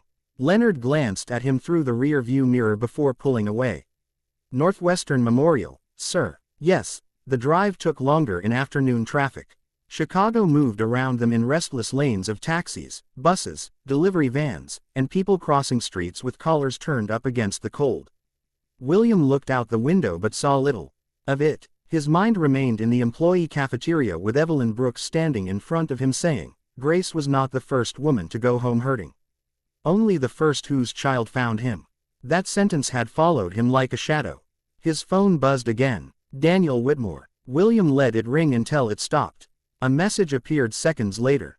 Board call at 5. Mandatory. Do not ignore this. William did not answer. Not yet. At the hospital, Grace had been moved from the emergency department to a small observation room while discharge arrangements and follow-up appointments were being handled. The room was quiet except for the soft beep of a monitor and the distant roll of carts in the hallway. Afternoon light came through the blinds and pale stripes across the bed. Grace sat propped against pillows, her injured leg elevated and wrapped, her face composed in the way people compose themselves when pain has not left but has become familiar. Annie sat beside her in a chair coloring on a clipboard the nurse had found for her. She looked up when William entered. "Mr. William," she said not loudly but with clear recognition. Grace's eyes moved to him. "You came back again. I said I would. You say that like it's simple. It should be." Grace gave him a tired look. "Most things should be." William placed a folder on the small table beside the bed. He did not open it immediately. "How are you feeling?" "Like I fell on concrete." Annie looked up from her coloring. "Mommy." Grace touched her daughter's shoulder. "I'm telling the truth, baby." Kindly. William almost smiled, but the expression did not quite form. "Dr. Parker said you'll need orthopedic follow-up and physical therapy. She said a lot of things that cost money. The company will cover all of it." Grace looked away. "That's what you wanted to talk about partly, then talk." Her guard was up again. William could not blame her. For Grace, help had always come with fine print. A favor could become a debt. A promise could become a trap. Kindness from powerful people could turn into a photograph, a press release, or a story told over dinner about generosity. William opened the folder and took out several pages. "This is written confirmation that your wages will continue during your medical leave, not partial wages, full wages. Your position is protected. Your medical bills, therapy, transportation to appointments, and any required medical equipment will be covered by Whitmore Hospitality Group." Grace stared at the papers, but did not touch them. "Who wrote that?" "Our legal department drafted it. I revised it." "Revised it? How?" "I removed the release language." Her eyes sharpened. Release language. The original version protected the company from liability. A bitter smile crossed her face. "There it is. I removed it," William said again. "You are not signing away your rights in exchange for treatment. This is not a settlement. It is immediate support while the investigation continues." Grace studied him, trying to find the hidden hook. "Why would your lawyers allow that?" "They objected, and I overruled them." Annie had stopped coloring. "Does that mean Mommy doesn't have to worry about rent?" William turned to her. "It means your mother can heal without worrying about losing her paycheck." Grace's voice was quiet. "Rent is only part of it. I know. The company will cover transportation and arrange temporary grocery delivery if you approve it." Grace's pride flinched visibly at that. "I can buy groceries. I did not say you couldn't." "Then why bring it up?" "Because you can't drive right now. You can't stand for long. And Annie shouldn't have to carry heavy bags from a bus stop because adults failed you." Grace opened her mouth, then closed it. That answer had found a place argument could not easily reach. Annie looked at her. "Mother, we could get the cereal with the strawberries." Grace gave her a warning look, but there was tenderness in it. "Annie, what you said. Maybe next month." William made no comment, but he remembered. Grace looked back at the papers. "I don't want people saying I got paid because I made trouble. You did not make trouble. Trouble was made for you. That's not how people talk." "No," William said, "but it is how I will." A knock sounded at the door and Dr. Parker entered with a chart in her hand. "Good afternoon. I see you have company." Grace gave a small nod. "Seems like it." Dr. Parker checked the leg wrap and asked Grace a few questions about pain, numbness, and medication. William stepped aside, but he listened carefully. The doctor explained the injury again in plain language. "Fracture near the ankle, severe swelling, no weight bearing, follow-up in a few days, likely weeks of recovery, followed by therapy." Grace absorbed each word as if it were a bill being stacked on her chest. When Dr. Parker finished, she looked at William. "Shell-stable place to rest. Stairs would be difficult." Grace stiffened. "We have stairs." William looked at her. "How many?" "2 flights." "Is there an elevator?" Grace's silence answered. Dr. Parker's expression remained professional, but her eyes softened. "That will be a problem at first." Grace rubbed her forehead. "I can manage," Annie said. "Mommy, you couldn't even get to the bathroom without the nurse." Grace closed her eyes. "Baby," William asked Drive. Parker, "Would a short-term accessible hotel suite be medically appropriate?" Grace's eyes flew open. "No." Dr. Parker did not answer immediately. She looked at Grace, then at William. Medically, yes. Emotionally, I suspect Mrs. Carter has an opinion. I'm not living in your hotel, Grace said. I didn't ask you to live there. I'm offering a temporary accessible room until you can safely get up your stairs. No, Mrs. Carter. No, she said again, sharper this time. That hotel is where I got hurt. It's where people watched my daughter ask for help. It's where Brenda walked away. I am not sleeping under that roof like I'm some problem. You moved upstairs so you can feel better. The room went still. William accepted the rebuke without defending himself. Then not my hotel. Grace looked at him suspiciously. There are extended stay suites near the hospital with elevators and kitchenettes or a short-term accessible apartment. You choose, not me. Grace seemed thrown by the last sentence. I choose. Yes. You're not going to tell me what's best. No, doctor. Parker's mouth curved faintly, but she hid it by looking at the chart. Grace leaned back against the pillow. Tired again. I don't know how to choose something like that. Then take time, William said. Nothing needs to be decided in this room. Annie looked from one adult to the other. Can the place have a bathtub mommy can get into? Doctor. Parker said gently. For now, showers are safer, sweetheart. With a chair. Annie nodded solemnly as if adding it to a list of adult problems she had not asked to learn. William's phone buzzed. He glanced at the screen. Daniel again. This time he answered. Not now, William said. Daniel's voice was loud enough that Grace could faintly hear the edge of it. You've missed every call. The board is furious. I'm being told you suspended 2 employees, threatened legal action, and held some kind of worker town hall without counsel present. What exactly are you doing? William's gaze remained on the hospital window. My job. Your job is protecting the company. My job is protecting what the company should stand for. Daniel laughed once coldly. Spare me the moral awakening. You're in a hospital room, aren't you? With the maid. Grace's face changed. Not shock, recognition. She had heard that tone before. From people who could make another human being small with one word. William's voice dropped. Her name is Grace Carter. Daniel paused. Fine, Grace Carter. This is unfortunate, but you do not turn an internal staff issue into a crusade. A woman was deliberately injured on our property after months of ignored complaints. Allegedly, I watched the video, then handle it quietly. Pay her, get a release, fire the problem employee if you must, and stop putting the brand at risk. William looked at Grace. She was watching him now, guarded but attentive. No release, he said. Daniel went silent for a beat. Excuse me, she will not be asked to sign away her rights in order to receive medical care, wages, or support. That is reckless. No, reckless was building a culture where a housekeeper could be harassed for months and everyone learned to call it personality conflict. Grace's eyes lowered to the blanket. Daniel's voice hardened. You're emotional. For once, Daniel, that may be an improvement. He ended the call. The room was quiet except for the monitor. Grace looked at him. He called me the maid. William put the phone away. He did. You corrected him. Yes. Why? Because names matter. Grace looked down at her hands. They were rough. The nails short. The skin near the knuckles cracked. Hands that had cleaned rooms where other people rested. Hands that had packed Annie's lunches, counted dollars, folded towels, and held pain quiet. My name doesn't matter much at that hotel, she said. It will now. She gave him a weary glance. You keep saying things like that. I intend to keep proving them. Annie climbed carefully onto the edge of the bed, mindful of her mother's leg, and leaned against Grace's side. Mommy, maybe we can stay somewhere with an elevator, just until you walk again. Grace stroked her daughter's braids. Maybe it was not acceptance, but it was not refusal either. William gathered the papers and left them within Grace's reach. Read them when you're ready. Have someone you trust review them. A lawyer, a friend, anyone. I can arrange independent counsel for you. Paid by us, but chosen by you.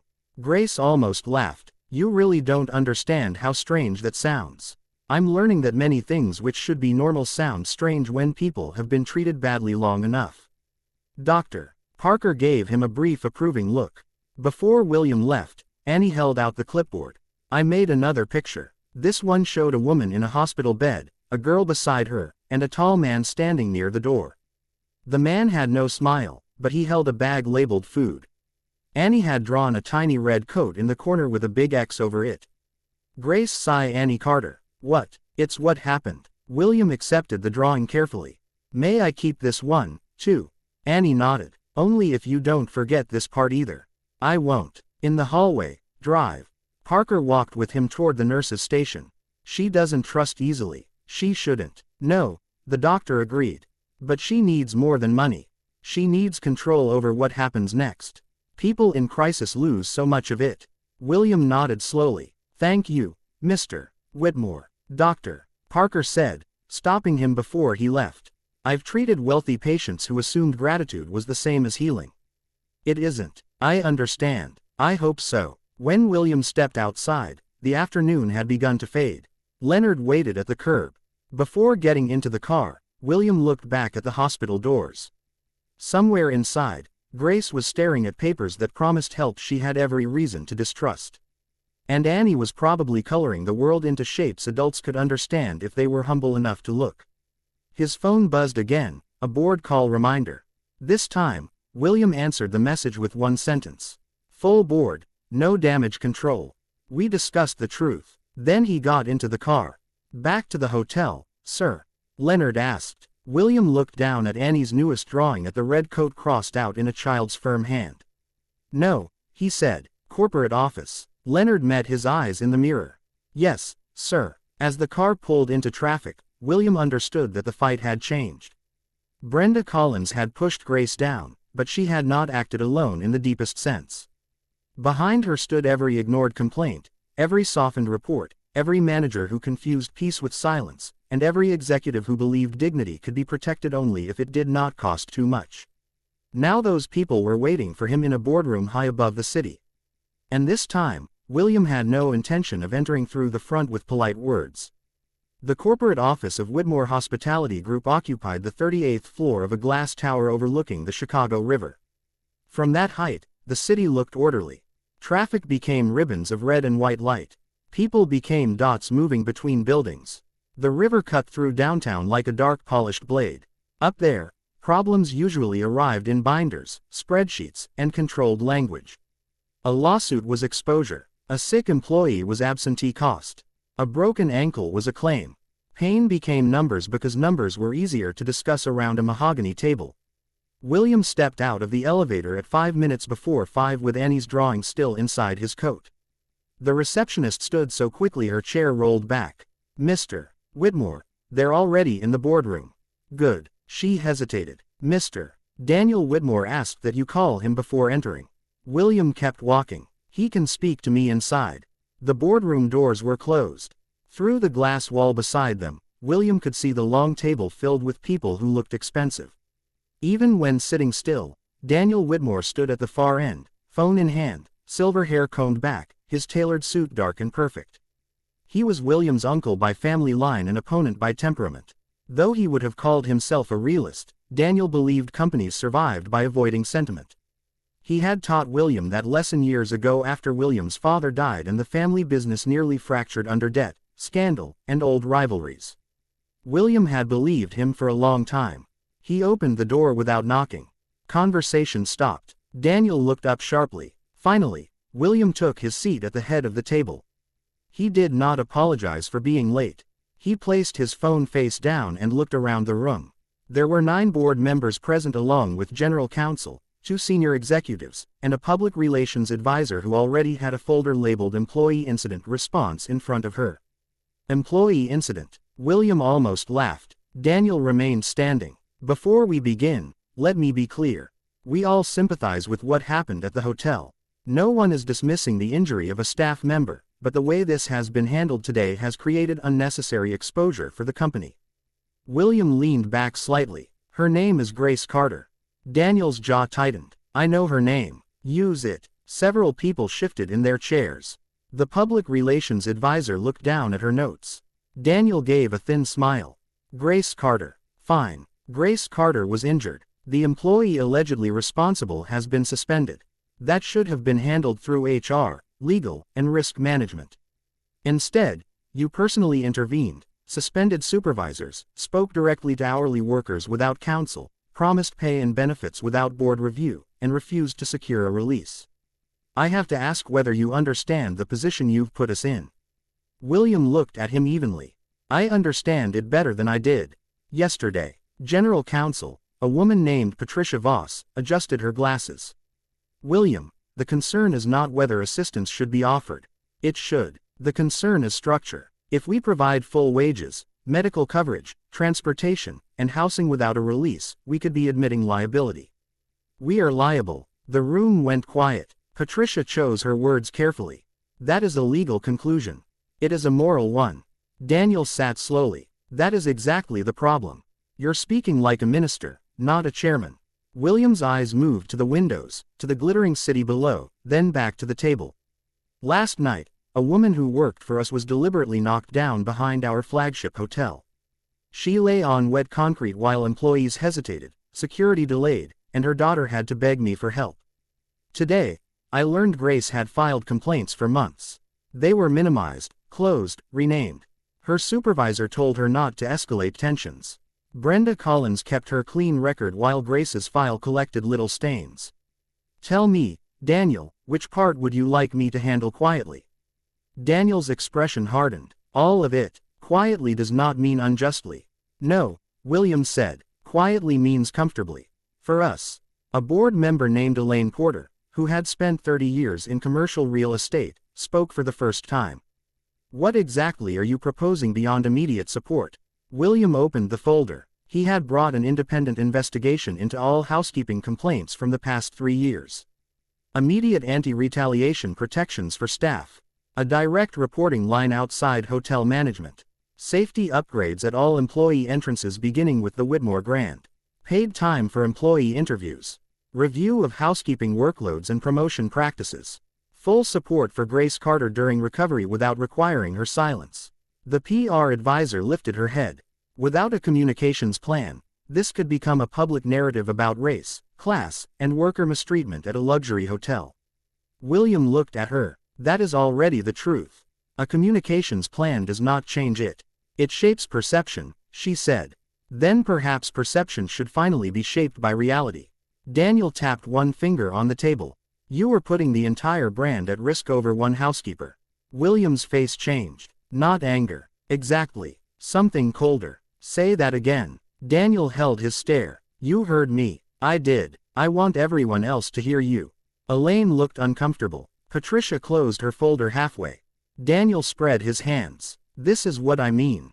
You're emotional. One employee matter, however unfortunate, cannot dictate corporate policy for a national hospitality group. William reached into his coat and removed Annie's drawing. He unfolded it carefully on the table and turned it so the board could see. The picture was simple. A bright hotel, a woman, a little girl near the back, and a tall man standing by the door. A red coat in the corner had been crossed out with a child's firm hand. This was drawn by Grace Carter's daughter. William said her name is Annie. When I first saw her, I was walking away. I told her I didn't have time. Leonard agreed. My phone rang and I was told donors were waiting. I almost got back in the car. No one spoke. William continued. The only reason I didn't was because that child kept asking after everyone else had trained themselves not to hear her. Daniel sighed. William, no, listen. William's voice did not rise, but it filled the room. We hosted a charity dinner last night for working families while a working mother was lying behind our own building. We were ready to raise money in front of cameras while a child begged in the service lane. If that does not shame us, then we are not protecting a brand. We are decorating a lie. The words settled over the table. Patricia looked at the drawing, then at William. If we proceed with your plan, we still need to manage legal risk. Manage it, William said. Do not bury it. Elaine folded her hands. I support an independent investigation. Daniel shot her a look. Elaine. She ignored him. I also support immediate medical and wage support without a release. If the facts are as William says, forcing a release now would look predatory. It would be predatory, William said. Another board member, Robert Chen, nodded slowly. Safety upgrades are easy to approve. Frankly, we should have done them already. Daniel's face tightened as the room shifted. Not entirely, but enough for him to feel it. You are all letting one dramatic retelling pull you into a governance mistake. William looked at him. Governance failed first. The public relations advisor cleared her throat. There may be press interest if employees talk. They can talk, William said. That brought several heads up. Patricia leaned forward. William, I need clarity. Are you saying we will not discourage employees from speaking publicly? I'm saying we will not threaten them, pressure them, or buy their silence. Daniel laughed under his breath. And when someone exaggerates, when someone claims every bad day is discrimination, when every former employee smells money, William looked around the table, making sure each person met his eyes. Then we investigate fairly, but we stopped beginning with the assumption that the least powerful person in the room is lying. For the first time, Daniel had no immediate reply. The vote was not formal at first. It began as reluctant agreement, then moved into motions, conditions, and language Patricia could live with. The board approved the independent investigation. They approved immediate support for Grace Carter. They approved temporary housing or accessibility accommodations of Grace's choosing. They approved a staff protection memo by end of day. They approved safety repairs not only at the Whitmore Grand, but a full audit of employee entrances at all properties. Daniel voted no on nearly everything. William recorded that in his mind. When the meeting ended, people gathered papers quietly. The PR advisor asked if William wanted a statement prepared. Yes, he said, but not tonight. First, we notify staff of protections. Then we speak with Grace Carter. She deserves to know what we intend before the public does. Daniel remained seated as the others left. When the room emptied, he looked at William with open displeasure. You think this makes you noble? No, you think they'll thank you. They won't. People at the bottom always want more once they learn guilt works. William folded Annie's drawing again, slower this time. You hear a child ask for help and call it strategy. That is your failure, Daniel, not hers. Daniel stood. Your grandfather built this company by understanding people. Rich guests, poor workers, politicians, unions, all of them. He knew when to give and when to shut a door. William looked toward the city below. My grandfather also knew the names of the men who carried his luggage. I remember that about him. Do you? For a moment, something old passed between them. Family, history, debts, disappointments. Then Daniel's face closed. You're making enemies inside your own house, he said. William turned back to him. Then maybe my house needed cleaning. Daniel left without another word. By the time William returned to his office, the sky outside had deepened into blue-black evening. His assistant had left a tray of untouched coffee and a stack of messages from donors, reporters, and executives who wanted reassurance. He ignored them all and sat at his desk with the staff protection memo Patricia had drafted. He read every line. He crossed out phrases that softened responsibility. He replaced incident with injury, concern with complaint, and alleged workplace tension with reported harassment. Words mattered. Grace had known that when she chose silence. Annie had known it. When she said pushed instead of fell, at 8 o'clock, Marcus called. The memo went out, he said, already getting responses. What kind? Some thank yous, some complaints, some things that sound old. Save everything. Yes, sir. Also, Brenda Collins called HR 3 times. Says she's getting a lawyer. Good. She should. Marcus paused. Grace Carter. I'll see her tomorrow morning. Not at the hospital if she's discharged. Wherever she chooses. Understood. After the call, William sat alone in the high office that had always made him feel in control. Tonight. It felt too far above the ground. He took Annie's first drawing and the second one from his coat and placed them side by side on his desk. In both, the hotel was large, bright, and simple. Children drew what mattered. They did not shade in balance sheets or liability exposure. They drew people, doors, weather, and whether someone stood alone. William looked at the little figure near the back of the hotel and thought of Grace, telling him that should and does were different worlds. He picked up his pen and wrote a note on a clean sheet of paper. Not for the board, not for legal, not for the press. Start with the back door. The next morning, that note would become an order. By the end of the week, it would become policy, but alone in his office with the city spread beneath him and a child's drawings on his desk. It was something more personal than policy. It was the first honest sentence William Whitmore had written in years. By morning, the note on William's desk had already become action. Start with the back door. It was the first thing Marcus Reed saw when he arrived at William's office just after 6:30. The city outside the windows was still waking, gray light spreading over the river and the tops of buildings. William had not gone home. His tie was loosened, his sleeves rolled to the forearms, and 2 empty coffee cups sat near the edge of his desk beside Annie's drawings. Marcus picked up the sheet of paper and read the line once. Simple enough. William looked up from a printed report. Simple things are usually the ones we avoid longest. Marcus placed the note back on the desk. Facilities can start full audits this week. Employee entrances, lighting, cameras, slip hazards, break rooms, staff corridors. I'll have them photograph everything, not just photograph, William said. Repair what's dangerous immediately. I don't want a report telling me what people already know. Marcus nodded. Understood. William handed him another page. And this goes to every general manager by noon. No edits from local leadership. Marcus read the memo quickly. His expression remained steady, but his eyes sharpened with approval.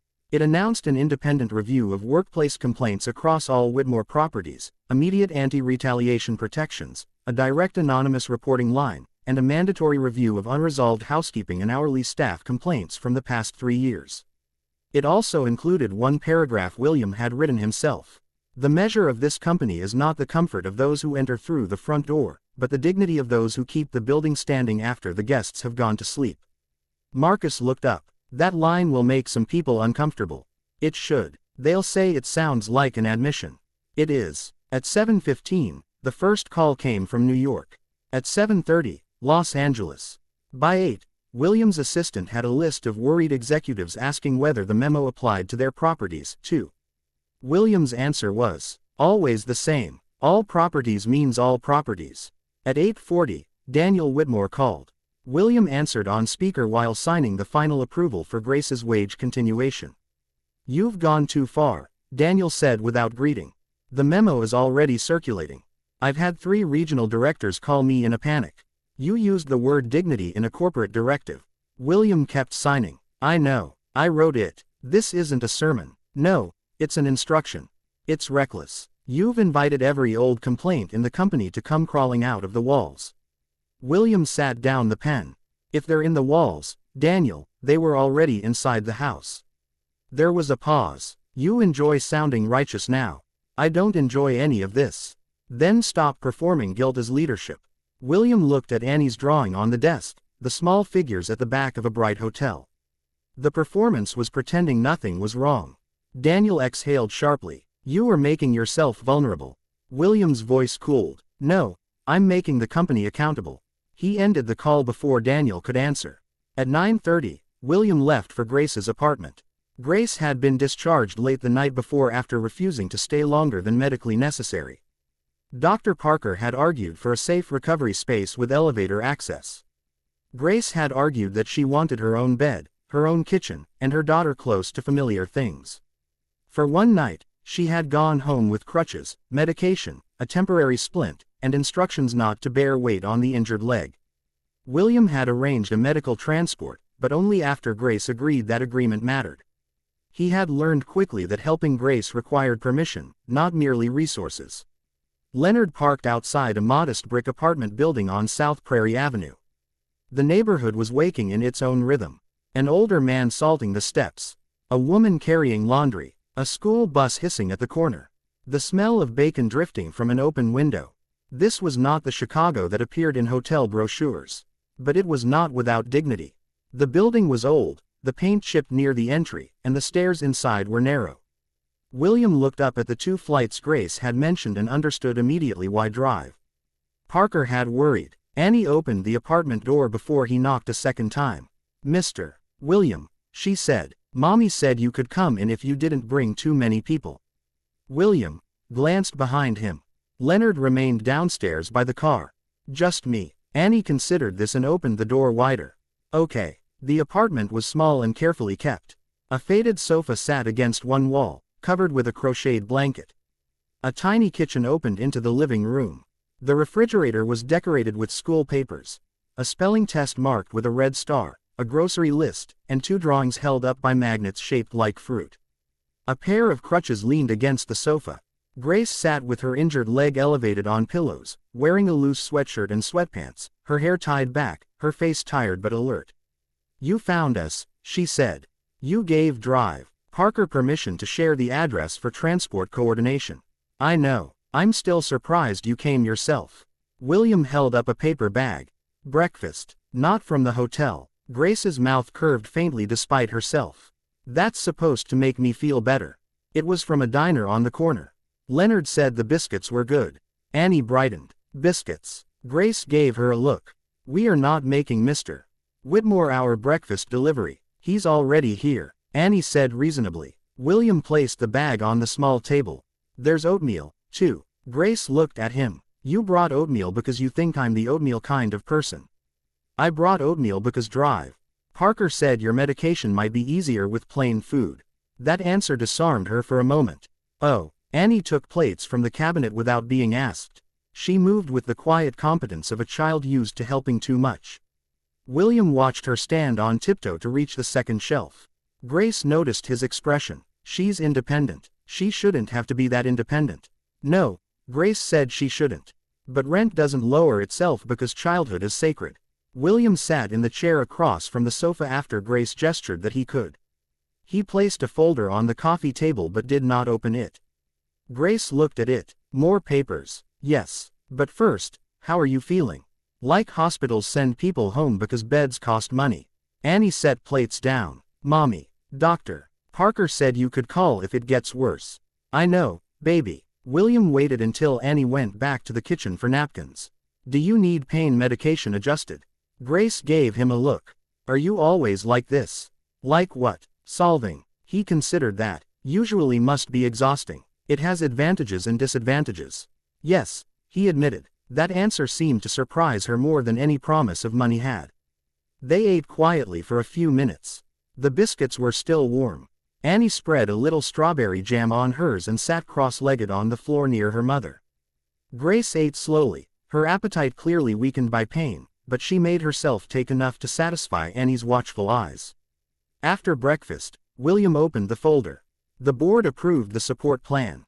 Full wages during recovery, medical bills and therapy covered, transportation to appointments, temporary accessible housing if you choose it, no release, no non-disclosure requirement, independent counsel available to review everything before you sign anything.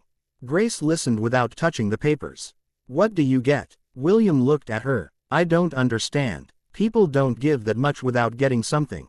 The company gets the chance to do what it should have done without being forced by a lawsuit. That's still something." "Yes," he said, "it is. But you keep your rights. You keep your voice. You choose what to accept." Grace leaned back, studying him. "You say choose a lot. I was advised to. By who?" "Dr. Parker. And common sense." Belatedly, Annie looked up from her biscuit. "What's belatedly?" "Late," Grace said. Annie nodded. "Like the guard." William accepted the blow. "Yes, like the guard." Grace covered a small smile with her hand, but pain quickly chased it away. She shifted and inhaled sharply. William leaned forward. "Do you need?" "I need a minute," she said, holding up a hand. "Not everything has to be fixed in the first second." He sat back. Grace closed her eyes until the pain eased. When she opened them again, she looked more tired than defensive. "I read the first paper last night. The wage one, and it looked real." "It is. I kept expecting the line where it says, 'If I take it, I can't talk.' There isn't one." "I know." Her voice lowered. "That scared me more." William did not interrupt. Grace looked toward the refrigerator where Annie's drawings fluttered slightly in the heat from the vent. "When you're used to every door having a lock, an open door doesn't feel like freedom at first. It feels like a trick." William nodded slowly. "That makes sense. You don't have to agree with everything I say." "I'm not. I'm learning." The room grew quiet. Outside, a car rolled past with music low and muffled. Somewhere upstairs, a child laughed. Then a woman called for him to hurry up. Ordinary life continued around them, indifferent and comforting at once. Grace picked up one of the pages. "If I accept temporary housing, where would it be?" "Where you choose. An extended stay suite near the hospital. An accessible short-term apartment. Not the Whitmore Grand unless you request it." "I won't." "I know." She looked at the stairs beyond the door. These steps are going to be a problem. Yes, I hate that. I know you don't, but fine. William allowed the correction. Annie came to sit beside Grace. I think we should go somewhere with an elevator until your leg stops being mad. Grace looked at her daughter and the exhaustion in her face softened into love. My leg is not mad. It is. It yelled yesterday. William looked away, giving them the privacy of a smile. Grace touched Annie's braids. Maybe for a little while, but we bring our own blankets. Of course, William said. Grace's eyes returned to him. And no photographers. No hotel people coming in and out. No one using Annie. The last sentence carried steel. William met it directly. No photographers. No press. No one speaks to Annie without your permission. No one uses either of you. Grace held his gaze, testing it. And Brenda suspended pending termination. Legal is reviewing the footage. It may be referred to police. Grace looked down at the paper in her hand. I don't know how I feel about that. You don't have to know today. I'm angry, she said almost as if admitting it to herself. But I'm also tired and I hate that part of me feels sorry for her because she's going to say I ruined her life. She made her choice. I know. Grace's jaw tightened. But women like me get blamed even when we're the ones on the ground. William thought of Brenda saying people like her. Daniel saying the maid. Harold saying incident. Language that dressed contempt in acceptable clothes. That changes now, he said. Grace looked at him with a weary half-warning. Careful, Mr. Whitmore. That's a big sentence. It should be. Before he left, Annie ran to the refrigerator and pulled down a drawing. You can take this one, too. Grace sighed. Annie, he doesn't need all your pictures. This one is important. William accepted it. The picture showed a tall building with 2 doors. The front door had flowers. The back door had a light above it, bright yellow, and a little sign that said, safe. He looked at it for a long time. I'll keep it in my office, he said. Annie nodded. So, you remember the back door. Grace watched him fold the drawing carefully, and something in her face shifted. Not trust, not yet. But the suspicion had a crack in it now, small and human. At the doorway, William paused. I'll have someone send you 3 housing options. You choose, and if none are right, we find more. Grace nodded. Thank you. It was the first time she had said it without sounding afraid of what the words might cost. William stepped into the hall and began descending the narrow stairs. With each step, he thought of Grace trying to climb them on crutches, of Annie carrying groceries, of all the small daily obstacles that never appeared in executive reports because no one at the top had to measure them. Outside, Leonard opened the car door. How is she? He asked. Proud, William said. In pain, thinking, Leonard nodded. Sounds like living. William looked back at the apartment building. Annie's new drawing rested inside his coat, the back door shining yellow in crayon. Yes, he said quietly. It does. As the car pulled away, William's phone buzzed with another message from Daniel. Media inquiry came in. We need to control the story. William looked at the screen, then at the apartment building receding behind him. For once, he knew exactly what to say. We are not controlling the story. We are correcting it. By the end of the week, Grace Carter had agreed to leave her apartment, but only for a little while and only on her own terms. The place she chose was not one of the luxury suites William's assistant first suggested. Grace rejected those before the descriptions were finished. Too expensive looking, she said. Too much like being watched. She chose a modest extended-stay apartment near Northwestern Memorial with an elevator, a small kitchenette, a roll-in shower, and a window that faced a brick building across the alley. It was clean, practical, and temporary. Grace liked that word. Temporary meant she had not surrendered her life. Temporary meant she was healing, not being moved like a problem someone wanted out of sight.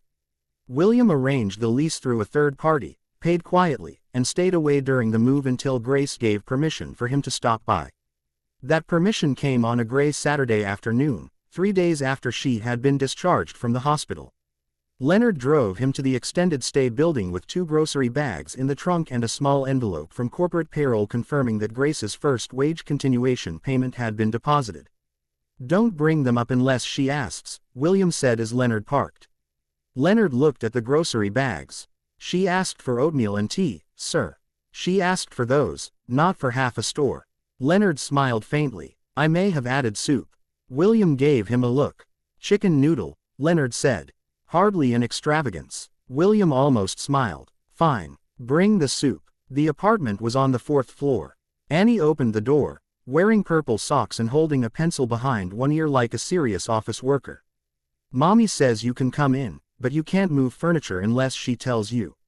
William stepped inside. Understood. And Leonard can come too because he brought the soup. Leonard lifted the bag. Very generous of you. Grace sat in a recliner near the window, her injured leg propped on pillows, a blanket over her lap. The room was simple. A small table, 2 chairs, a sofa bed, a television, and a kitchenette just large enough for one person to turn around in. Annie's drawings were already taped to the refrigerator. One showed their old apartment with too many stairs. Another showed the new building with an elevator drawn much larger than the building itself. Grace looked up from a stack of papers in her lap. You're on time. I try to be. Rich people are usually either early so everyone knows they're important or late so everyone waits. Leonard coughed into his fist to hide a laugh. William accepted the remark with a nod. I'll remember that. Annie took the grocery bag from Leonard with both hands. Mommy, he brought the strawberry cereal. Grace turned slowly toward William. William looked at Leonard. Leonard looked at the ceiling. I was told it was medically important, Leonard said. It is not medically important, Grace said, though her voice had softened. It has strawberries, Annie said as if that settled the matter. Grace tried not to smile and failed. Put it on the counter, baby. The small domestic moment settled into the room like warmth. William stood near the table, suddenly aware that he was a visitor in a life that had continued long before he noticed it. There were pill bottles beside Grace's water glass, discharge instructions marked in yellow highlighter, a bus pass tucked under a magnet, and a notebook where Annie had written reminders in careful letters. Mommy medicine, ice pack, call doctor, no stairs. Grace saw him looking. She made that list herself. It's very organized. She gets that from me. Annie called from the kitchenette. You forgot stubborn. Grace looked toward her daughter. I did not forget stubborn. William took the envelope from his coat and placed it on the table. Payroll confirmation. You don't need to open it now. Grace reached for it immediately. I do. He did not stop her. She opened the envelope, unfolded the paper, and read every line. Her face remained still, but her fingers tightened slightly near the bottom of the page. It's really there? Annie asked. Grace nodded. It's there. Annie exhaled as if she had been holding her breath for days. So, we can pay rent. Grace looked at her daughter, and for a moment, pain crossed her face that had nothing to do with her leg. Yes, baby, we can pay rent. William turned his gaze toward the window, giving them privacy he had not been asked for, but understood they deserved. Grace folded the paper carefully and set it beside her. Thank you. You earned those wages. I didn't work this week. You were injured because the company failed to protect you. Grace studied him. You don't let a person feel grateful very long, do you? I'm trying not to make gratitude the price of doing what is owed. She leaned back, tired, but thoughtful. That's a hard habit to break. On both sides. William looked at her. Yes. Annie brought 3 paper plates to the table and placed one in front of William. We have crackers. I'm honored. You can have 2. Mommy says guests get offered food even if you don't have much. Grace's cheeks colored faintly. Annie, what? Grandma said that too. Grace's expression changed at the mention of her mother, a brief shadow passing across her face. William noticed but did not ask. Some doors did not open because a man in a suit stood near them. Some opened only with time and some never did.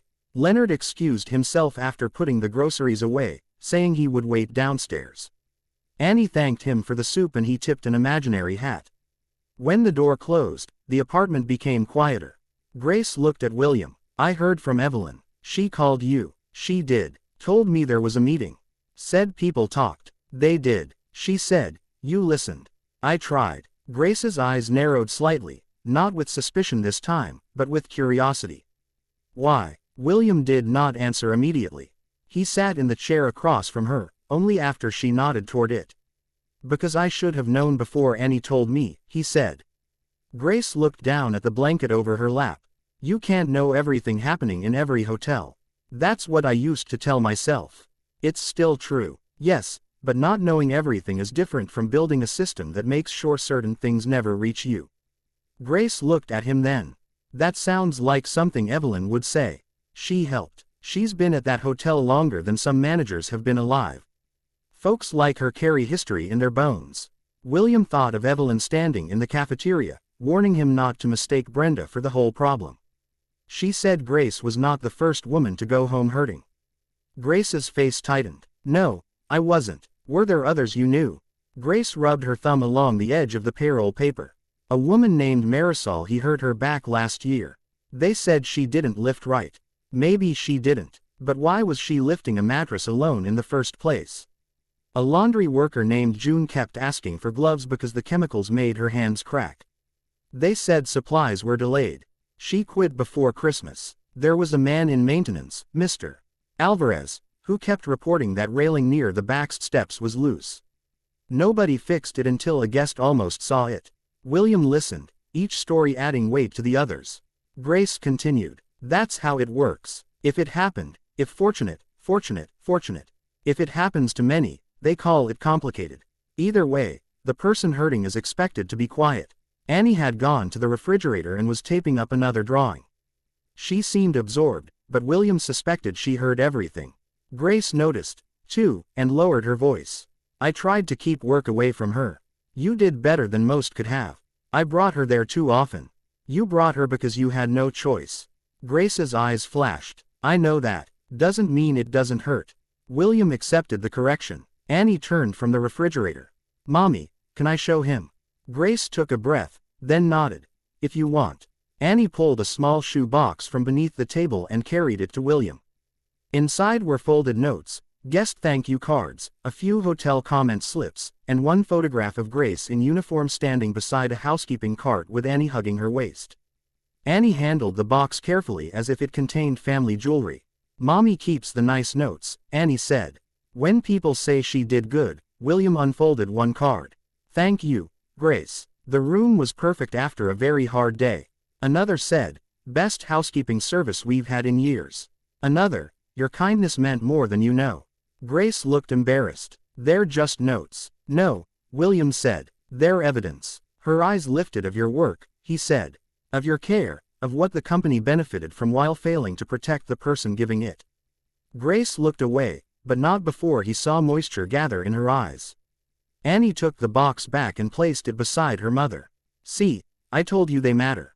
Grace touched her daughter's cheek. You tell me a lot of things because grown-ups forget.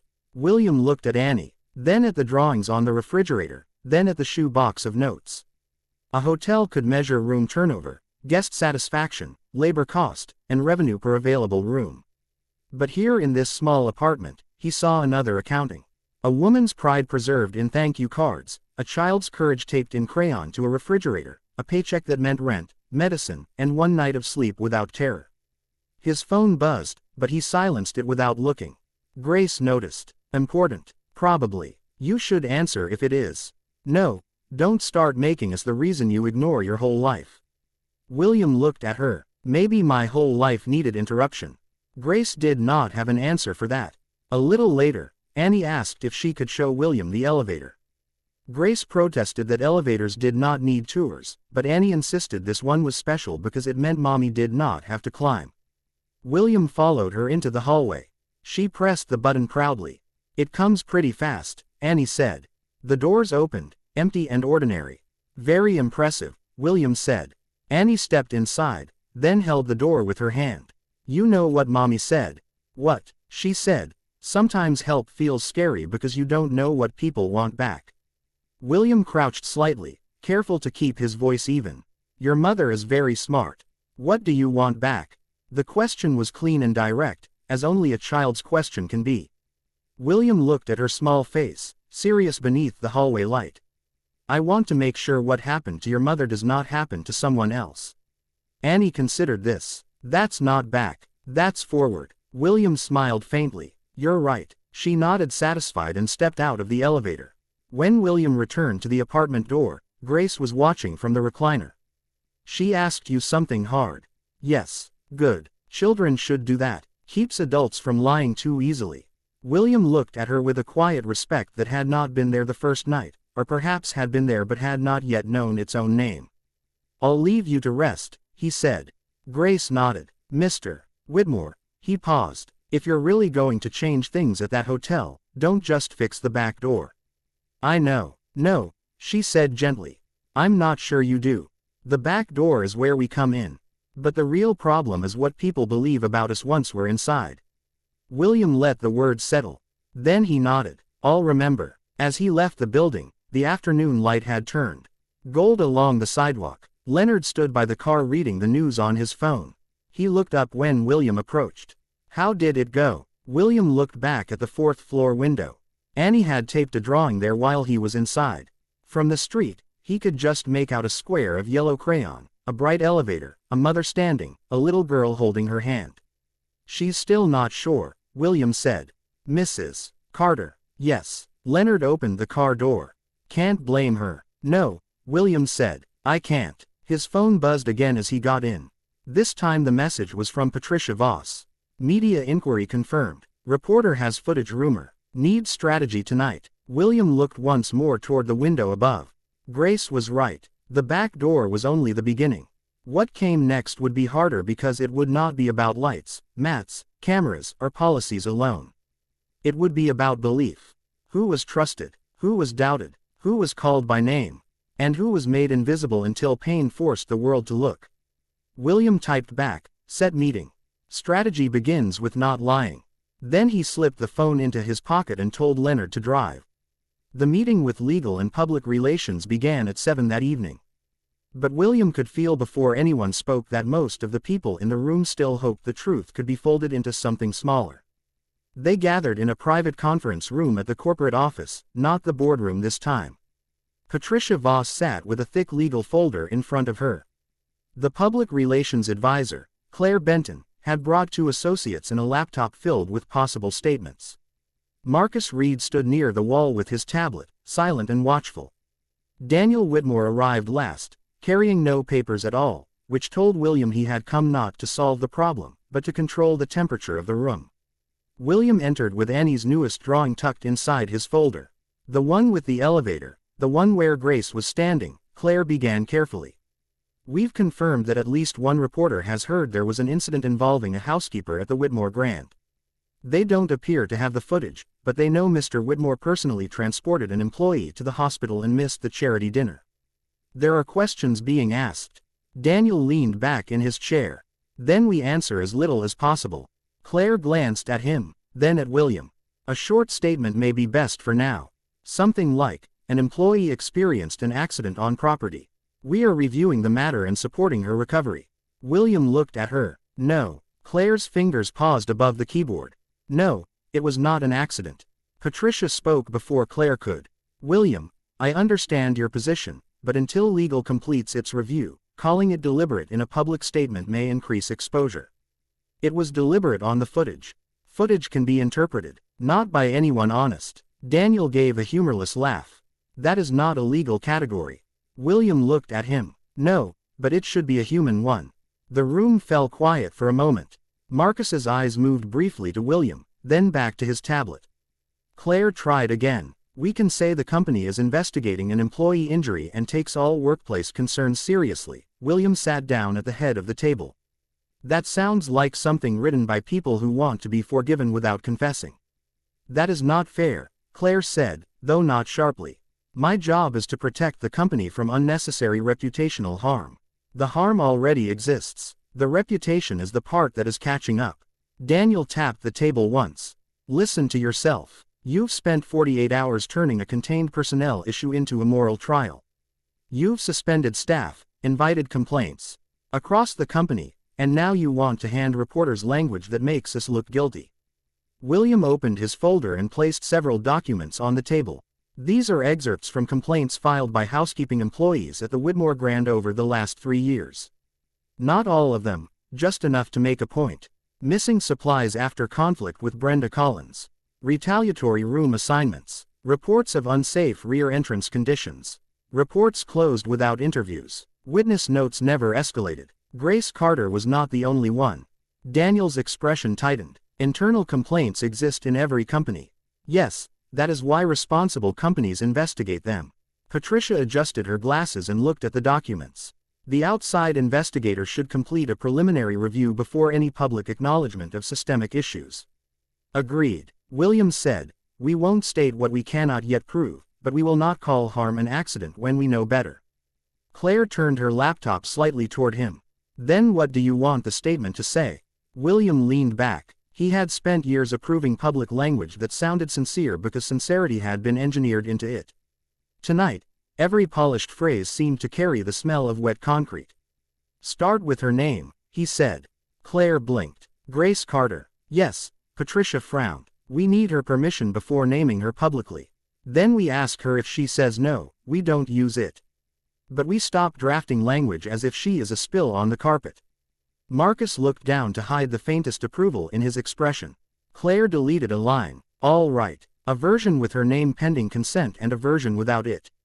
William nodded. Say an employee was injured after an altercation with another employee, not an accident.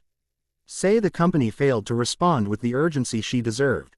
Say we are providing medical, wage, and recovery support without requiring silence or waiver of rights. Say an independent investigation is underway into prior complaints in workplace culture. Say anti-retaliation protections have been issued company-wide. Daniel sat forward. Absolutely not. William did not look away from Claire. Write it. Daniel's voice sharpened. That statement is an engraved invitation for lawsuits, Patricia answered before William did, surprising everyone. Some lawsuits begin because companies admit too much. Others begin because companies insult the injured by admitting too little. Daniel turned to her. Whose side are you on? The side that prefers not to have a jury watch that video after hearing. We called it an accident. A silence followed. For once, Daniel had to absorb the fact that caution did not belong only to him. Claire began typing. William watched the words appear on the screen. They were still careful. They still had the measured rhythm of corporate speech, but they were cleaner now, less evasive. They did not make Grace disappear. They did not make Annie's courage sound like an inconvenience. It was not everything. It was a beginning. When the draft was done, William read it twice. Send it to Grace Carter first. Claire looked uncertain. Before release. Yes, she may object. Then we listen, Daniel muttered. This is absurd. William finally turned toward him. What part? Letting an hourly employee review corporate language. Language about her injury. Language about the company. She is part of the company. Daniel stared at him as though William had spoken in a foreign tongue. William stood. Well, release nothing until tomorrow. Tonight, Grace reads it. Patricia, prepare a plain language explanation of her rights and support. Marcus, continue preserving evidence and scheduling staff interviews. Claire, no soft words. If a sentence hides more than it reveals, cut it. The meeting ended with reluctant nods and gathered papers. Daniel remained seated as the others left, just as he had after the board meeting. William expected another warning, and he was right. You think this woman and her child are teaching you something profound, Daniel said. They are teaching you how easily guilt can be used. William closed his folder. You keep mistaking conscience for weakness, and you keep mistaking emotion for wisdom. William looked at the older man. When I was a boy, my father brought me to the first hotel in this company. Do you remember what he told me? Daniel's face flickered, irritated by the shift. I remember many things your father said. He told me a hotel is a promise. Not to the richest guest. Not only to the person paying for the best room, to everyone under its roof. William's voice softened, not with affection exactly, but with grief for something old that had been neglected. I forgot that. Maybe you did, too. Daniel's mouth hardened. Your father was sentimental. That's why he needed people like me. No, William said. He was decent. That's why people like you called him sentimental. The words changed the room. Daniel stood slowly. You're going to regret making me your enemy. William looked tired then, but not afraid.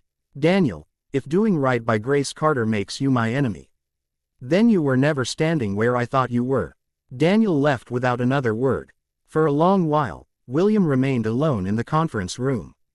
The city lights shimmered beyond the glass, bright and distant. He took Annie's drawing from his folder and laid it on the table. The elevator was drawn in yellow, huge and hopeful, as if accessibility were not a technical feature, but a miracle with doors. His phone buzzed. A message from Grace. I read the statement. Don't use Annie's name. You can use mine if you say I was working when it happened. Not just employee. I want people to know I was doing my job. William read the message twice. Then another came and don't say altercation. I didn't fight anybody. I was pushed. William stared at the second message and for the first time that night, he smiled faintly. Grace Carter was still in pain, still cautious, still unsure of him, but she was no longer letting strangers name what had happened to her. He typed back, "You're right. Well, change it." A few seconds passed. Grace replied, "Thank you. Also, Annie says the elevator drawing is not your best one. She'll make another." William's smile deepened briefly and unexpectedly. "Tell Annie I'll try to deserve the next one," he wrote. He put the phone down and marked the statement by hand. Replace altercation with was pushed. Replace an employee with Grace Carter, who was leaving work after her housekeeping shift. Remove any mention of Annie. The edits were small on paper, but not small in meaning. They returned ownership to the person who had lived the story. Near midnight, William walked through the corporate office alone. Most lights had been turned off. The glossy walls reflected his figure back at him, tall, controlled, and more tired than he had been in years. In his office, messages still waited from donors, executives, journalists, and board members. He ignored them for one more minute and stood before the window overlooking the city. Somewhere below, housekeepers were starting late shifts. Nurses were changing IV bags. Bus drivers were steering through dark streets. Mothers were checking locks. Children were sleeping beside backpacks packed for school. The world was held together by people whose names rarely appeared on buildings. William had built his life above them. Now, because one child had refused to be ignored, he was being forced back down to the ground. The next morning, the statement would go out. Reporters would call. Investors would react. Daniel would maneuver. Brenda would likely strike back. Harold would protect himself. The story would no longer belong to the quiet hallway behind the hotel. But tonight, the most important change was not public yet. It was Grace Carter reading the words and correcting them. It was William Whitmore letting her. And in that small exchange, before the cameras, before the headlines, before the company began pretending it had always intended to do the right thing, justice took its first honest breath. The statement went out at 8 a.m. By 8:07, the first reporter called corporate communications. By 8:16, 2 local news outlets had requested comment. By 8:25, a business journalist posted that Whitmore Hospitality Group had confirmed a housekeeper was injured after being pushed by a co-worker while leaving work at the company's Chicago flagship hotel. By 8:40, Daniel Whitmore had sent William a message containing only 4 words. "You have lost control." William read it while standing near the window of his office, looking down at a city that had already moved on with its morning. Buses groaned along the river. Office workers crossed intersections with coffee cups in hand. Delivery vans pulled into alleys behind restaurants and hotels. Somewhere across town, Grace Carter was likely sitting near a kitchenette table, reading the same statement, deciding whether the words still sounded like the truth after strangers had begun carrying them. William typed back to Daniel, "No, we stopped hiding." Then he put the phone down. Claire Benton arrived 10 minutes later with her laptop open and 2 associates behind her. Her expression was tense but not panicked. Patricia Voss came in after her, carrying a legal folder marked External Inquiry. Marcus Reed followed last, tablet in hand, his face unreadable. Claire began without sitting. "Local news wants a live interview by noon. National business press is asking whether the investigation will expand beyond Chicago. We're seeing mixed reaction online. Some praise for transparency, some criticism that we admitted too much, and some accusations that we're trying to get ahead of a lawsuit. We are trying to get ahead of the truth by standing with it," William said. Claire gave him a look. "That will not fit in a headline." "Then don't make it one." Patricia opened her folder. Grace Carter approved the revised statement at 7:42. "We have written confirmation." She repeated that Annie's name is not to be used. "It won't be," William said. Marcus placed his tablet on the desk. Staff response line received 38 submissions overnight. 21 from Whitmore Grand, 17 from other properties after the company-wide memo. Some are minor, some are not. William looked at the number. 38 in one night. Not complaints created by the memo, as Daniel would claim, but complaints that had been waiting for a door. "Prioritize safety issues and retaliation claims," he said. Already done. Claire sat across from him. There is another matter. Brenda Collins has retained an attorney. Her side is claiming she slipped. That the footage is misleading and that the company is scapegoating a long-term employee to protect its billionaire chairman after he inserted himself into a private staff matter. William's face did not change. Expected. She may also claim hostile work environment. Marcus's expression hardened. That's rich. Patricia lifted a hand slightly. We don't dismiss claims before review. Even Brenda is entitled to process. William nodded. Give her process, not protection. Claire looked down at her notes. Harold Pierce has requested administrative leave through counsel. He can have it, William said. Paid until the investigation determines otherwise. Patricia nodded. That is the cleanest approach. The office door opened after a sharp knock, and Daniel entered without waiting. His eyes moved over the room, taking in Claire, Patricia, Marcus, the open folders, the laptop, the drawings on William's desk. He looked older in the morning light, though not weaker. Men like Daniel did not weaken easily. They hardened. Everyone out, Daniel said. No one moved. William looked at him. You can speak in front of them. This is a family matter. No, it is a company matter. Daniel's jaw tightened. Fine, then I'll speak plainly.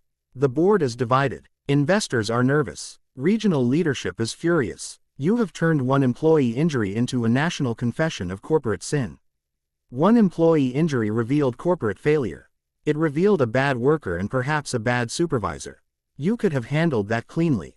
William stood. Cleanly is the word men use when they want the blood wiped up before guests arrive. Claire's associates looked down at their laptops. Patricia closed her eyes briefly, as if storing the sentence for later legal concern. Daniel stepped closer to the desk. Do you have any idea how fast goodwill disappears? You think transparency protects you. It does not. It feeds appetite. They will want more. Reporters, employees, activists, lawyers. There will be no end to it. William's voice remained calm. Maybe there should not be an end until we find what we have ignored. Daniel looked at him with open contempt. You sound like your father. The office went very still. William's father had been dead 12 years. In family conversations, he was usually mentioned as a kind man, which in Daniel's mouth had always meant a weak one. Richard Whitmore had believed hotels were civic places, not just luxury assets. He remembered bellmen's names, tipped kitchen staff out of his own pocket, and stopped in employee break rooms without cameras present. He had also trusted the wrong people, including Daniel. Too often, William had spent much of his adult life trying not to repeat what he had been told were his father's mistakes. Now Daniel had meant the comparison as an insult, and William felt something old inside him finally refused to bow. Thank you, he said. Daniel blinked. That was not praise. I know. For a moment neither man spoke. Then Daniel lowered his voice. You are not untouchable. William Chairman can be removed. Confidence can be lost. Families can turn. William looked at the drawings on his desk. The back door, the elevator, the hospital room, the woman standing, then let them turn.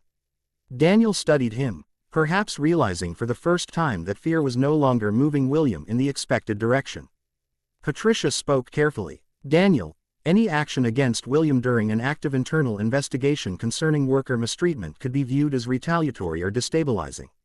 I would advise restraint. Daniel gave her a cold look. Noted. Marcus's phone buzzed. He glanced down and his expression changed. Sir, you need to see this. William looked at him. Marcus turned the tablet around. A local news station had just posted a short clip outside the Whitmore Grand. Evelyn Brooks stood near the employee entrance, wearing her gray housekeeping uniform and knitted hat. A reporter held a microphone toward her. Evelyn was not theatrical. She was not angry in the way cameras love to capture. She looked tired, dignified, and very sure. The audio played. Mrs. Brooks, do you believe the company is doing enough? Evelyn looked toward the repaired light above the back door before answering. I believe Mr. Whitmore listened after a child made him listen. That matters, but listening late is still late.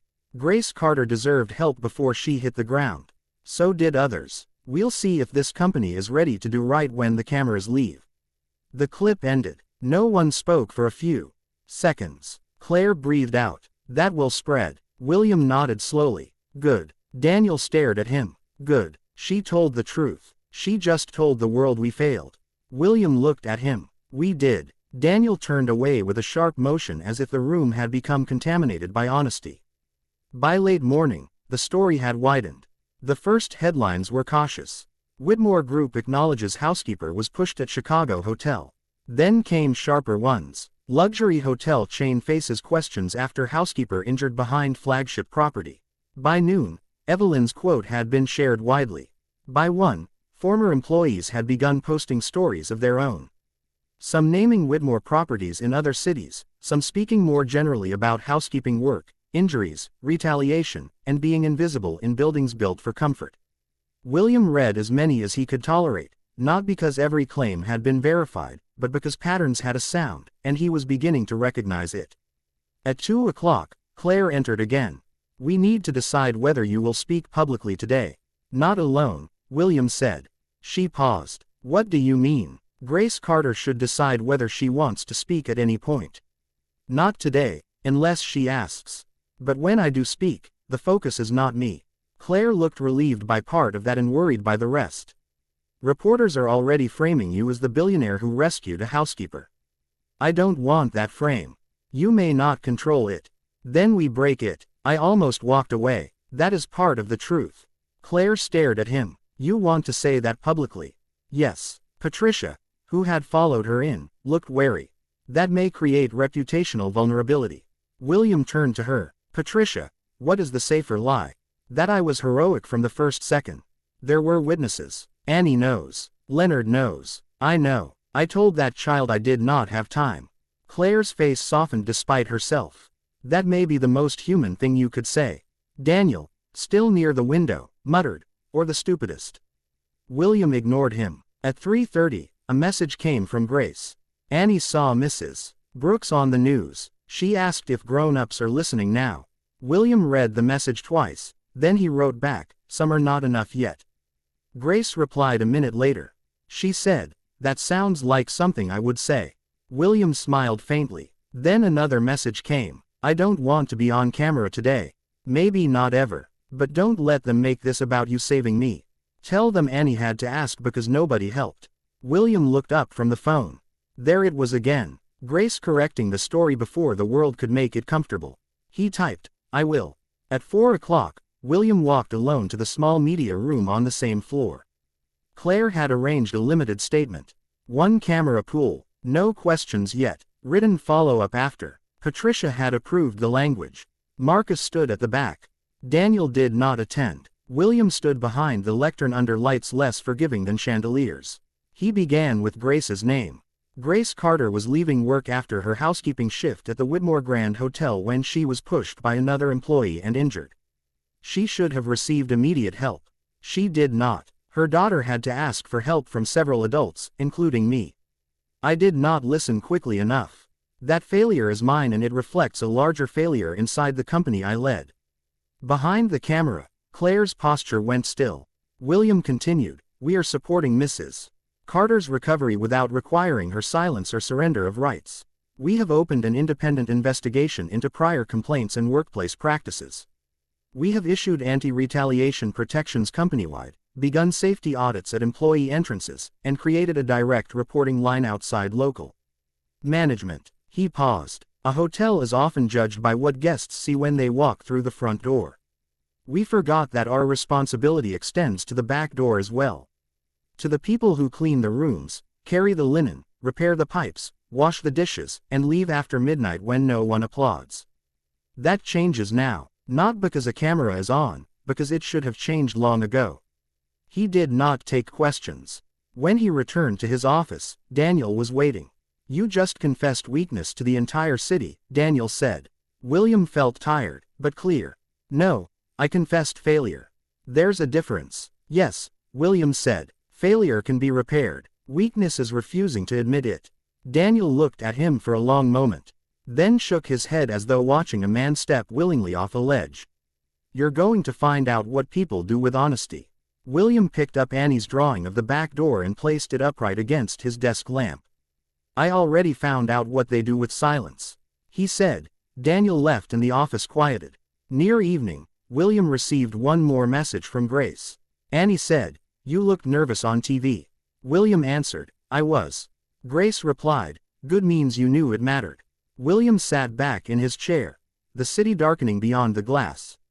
For the first time since the night in the rain, he allowed himself to feel the full weight of what had begun. Brenda would fight, Daniel would maneuver. Reporters would dig, investors would complain, more stories would surface, some true, some complicated, all demanding attention. But somewhere in a small apartment with an elevator, Annie Carter had seen an adult admit he should have listened sooner. That did not fix Grace's leg. It did not erase the wet concrete, the ignored complaints, or the years people like Evelyn had spent swallowing the truth to keep their jobs. But it cracked the door wider. And through that crack, quiet justice began to enter. The days after William's televised statement did not bring peace. They brought noise. Reporters gathered outside the Whitmore Grand in the mornings. Their cameras pointed toward the front doors because that was where the building looked most impressive on television. Guests slowed as they entered, pretending not to notice the microphones. Some employees used the rear entrance more quickly than before, heads down, badges visible, lunch bags tucked close to their sides. Others walked a little straighter. Not because they trusted the company yet, but because the world had finally looked in their direction. Grace watched most of it from the small extended stay apartment, one leg elevated on pillows. Annie curled beside her with homework spread across the coffee table. The television stayed off most of the time, but news found its way in. A headline on Grace's phone. A text from Evelyn. A voicemail from a cousin she had not heard from in 6 months. A neighbor from her old building asking whether she was all right and whether that billionaire really carried you like they're saying. Grace hated that part. She hated the way people loved the image of being rescued more than the truth of being ignored. She was not a symbol in a clean story. She was a woman with an ankle that throbbed at night, a daughter who had learned too early how adults fail, and a job she was not sure she could return to without feeling the ground shift beneath her. On the 4th day, Evelyn came to visit. She arrived with a casserole wrapped in foil, a grocery bag of oranges, and the kind of practical tenderness Grace recognized from older women who did not ask permission to care. Annie opened the door and threw both arms around her waist. Careful now, Evelyn said, laughing softly. I'm old, not furniture. You were on TV, Annie said. So were a lot of people who talk too much. You didn't talk too much. Evelyn looked toward Grace. Well, that depends who you ask. Grace smiled for the first time that morning. Come in before the hallway steals all the heat. Evelyn settled into the chair near the window and studied Grace with sharp, loving eyes. You look better. I look trapped. You look alive. We can build from that. Annie went to the kitchenette to get plates for the casserole, leaving the two women in a quiet that carried years of things understood without explanation. Evelyn lowered her voice. They want you to speak. Grace looked away. Who told you? Marcus called me, said Mr. Whitmore won't ask unless you're ready. But there's going to be a staff gathering tomorrow. Not a press conference. Exactly. More like a public statement at the hotel. Workers, management, some cameras. He wants employees there before the news cuts the story into little pieces. Grace rubbed her thumb along the blanket. I don't want cameras in Annie's face. Then don't let them. I don't want people thinking I'm performing pain. Evelyn leaned forward. Baby, pain is not a performance just because someone finally sees it. Grace swallowed and looked toward Annie, who was carefully spooning casserole onto plates. I'm tired, Evelyn. I know. I'm tired of being brave because people left me no other option. Evelyn's face softened. Then don't be brave for them. Be honest for you. That night, Grace did not sleep well. Her leg pulsed beneath the wrap. And every time she closed her eyes, she saw the wet pavement again. Brenda's red coat, the faces of coworkers frozen at a distance. Annie standing small and straight in front of William Whitmore's car. Grace had spent her life teaching her daughter not to bother people, not to make a scene, not to ask for too much. Now she wondered whether she had confused survival with silence. The next morning, William arrived downstairs with Leonard, but did not come up until Grace said he could. When he entered the apartment, he carried no cameras, no aides, no flowers large enough to embarrass her. Only a folder and a paper cup of coffee from the diner Annie liked. Grace looked at the cup. That for me, decaf, drive. Parker's recommendation. She's bossy. She is. Annie peeked into the small bag Leonard had given her. Did you bring the strawberry cereal again? William glanced at Grace. I was instructed not to create dependency. Annie sighed. So, no granola bar, he said. That's not the same. No, Grace said it is not. And you will survive. For a few seconds, the room felt ordinary. Then the weight of the day returned. William sat only after Grace gestured to the chair. You do not have to speak today. I know you do not have to attend. I know that, too. If you come, Annie can stay out of camera view. Marcus has arranged a private entrance and seating to the side. No one will approach you unless you allow it. Grace studied him. You've thought through everything. No, William said. I've learned to ask people who know what I don't. That answer mattered more than he probably knew. Grace looked down at her hands. If I speak, I don't want a script. You won't have one. I don't want you standing behind me like you own the moment. I'll stand wherever you want me. She looked up. Beside me. Not behind. Not in front. William nodded. Beside you. The gathering took place at 1 o'clock in the grand lobby of the Whitmore Grand. Grace entered through the side door in a wheelchair provided by the hospital, though she disliked every second of being seen in it. Annie walked beside her, holding the edge of the chair, her face serious. Evelyn met them inside and placed a steady hand on Grace's shoulder. The lobby had changed since the last time Grace saw it as an employee. The chandeliers still glittered. The piano still stood. Near the staircase, the floral arrangements were still too perfect. But today, the front rows were not filled with donors. They were filled with housekeepers in gray uniforms, laundry workers, cooks, dishwashers, maintenance staff, security officers, bellmen, and desk clerks. Some stood along the walls because every chair had been taken. Reporters remained behind a marked line near the back. No cameras were allowed near Annie. William stood near a simple microphone, not on a raised stage, but on the lobby floor. When Grace was brought beside him, he moved slightly so she was not beneath him in the camera frame. She noticed. So did Evelyn. William spoke first. His remarks were brief. He repeated the commitments already made. Independent investigation, staff protections, safety audits, direct reporting line, paid medical support, review of promotions and complaints, outside oversight. But the words that held the room came near the end. This company was built on the city of hospitality.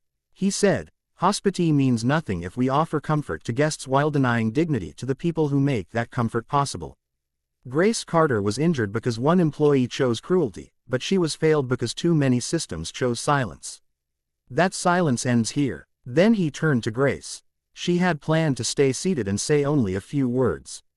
But when she saw the faces of the housekeeping staff, when she saw Tasha near the back with tears in her eyes, when she saw Evelyn standing tall, when she felt Annie's small hand slip into hers, Grace asked for her crutches. William did not reach for her. He waited. Evelyn helped on one side, Annie on the other. Grace stood slowly, pain flashing across her face, but she did not sit back down. The lobby became so quiet. She could hear the faint buzz of the lights overhead. She leaned toward the microphone. My name is Grace Carter, she said. I work in housekeeping. Her voice trembled on the first sentence, then steadied.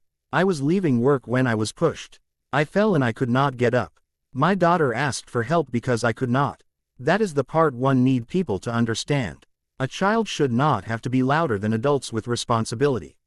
Someone in the staff section murmured, Amen. Grace continued, I don't want revenge. I don't want to be turned into a story that makes people feel good for a day and then forget.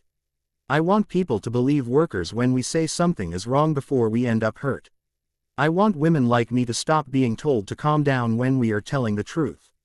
I want our children to know that doing the right thing is not bothering people. Her hand tightened around Annie's. I kept quiet because I needed my job. A lot of us do that. We swallow things we should not have to swallow. Insults. Fear, pain. We tell ourselves, if we just work hard and go home, we can make it. But silence did not protect me. It only protected the people who hurt me.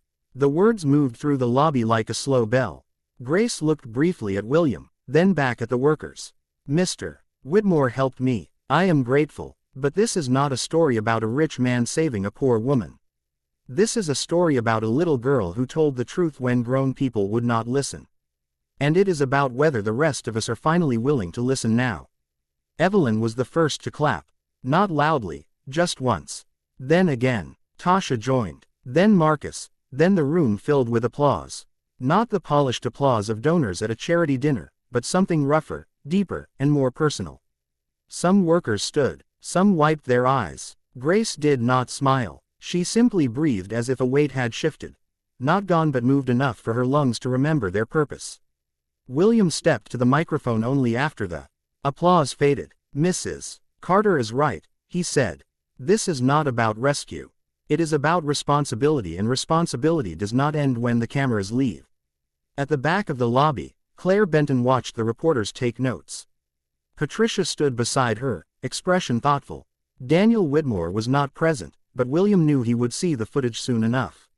So would investors. So would every manager who had hoped the story would become smaller.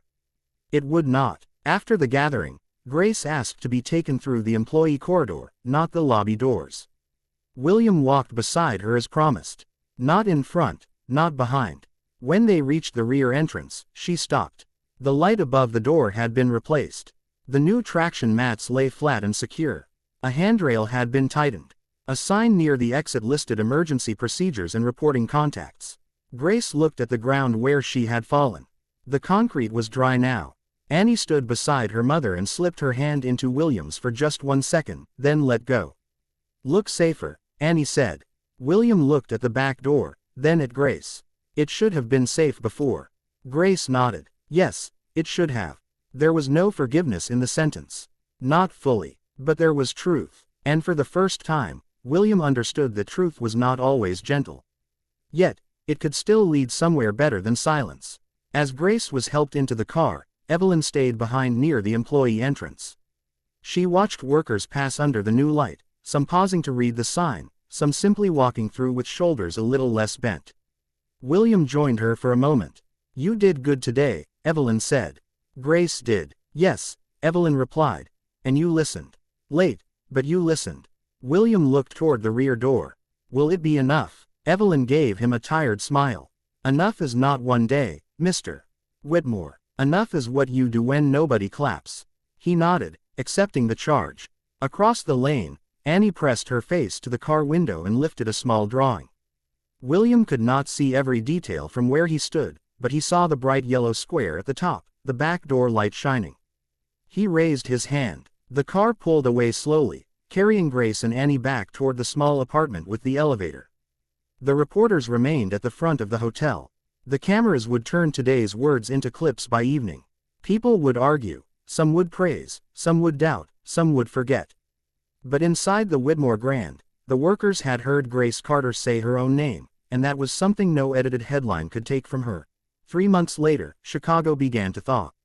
The snow that had spent weeks piled along curbs had softened into gray slush, then disappeared into gutters.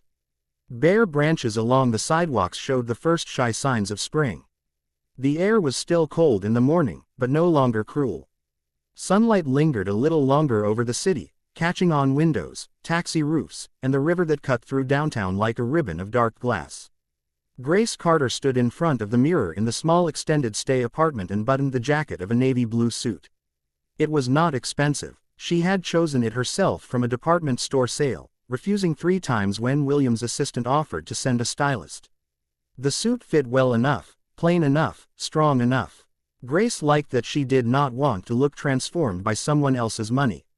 She wanted to look like herself on a day she had fought to reach. Behind her, Annie sat on the edge of the bed, swinging her feet in white sneakers. Her backpack rested beside her, cleaner now, with a new keychain shaped like a strawberry because Leonard had remembered too much about cereal. Annie watched her mother in the mirror. With the serious attention of a child who had seen recovery up close and knew standing was not always simple. "Does your leg hurt?" Annie asked. Grace looked at her reflection. "A little, like a little, or like when grown-ups say little, but they mean a lot." Grace smiled. "A little." Annie studied her, then nodded as if accepting the medical report. "You look like a boss." Grace laughed softly. "I'm not a boss. Not yet." The words settled in the room with unexpected tenderness. Grace turned from the mirror and reached for the cane, leaning against the dresser. She no longer needed crutches. Dr. Parker had called her progress steady, though she warned that healing was not the same as forgetting. Some mornings, Grace still woke with stiffness in her ankle. Some nights pain returned if she stood too long. But she could walk again slowly at first, then with more confidence. Each step had become a private argument with the memory of the ground. Today she was returning to the Whitmore Grand, not as a housekeeper scheduled for a double shift, but as the first participant in the company's new internal leadership program for hourly employees. The title still felt strange.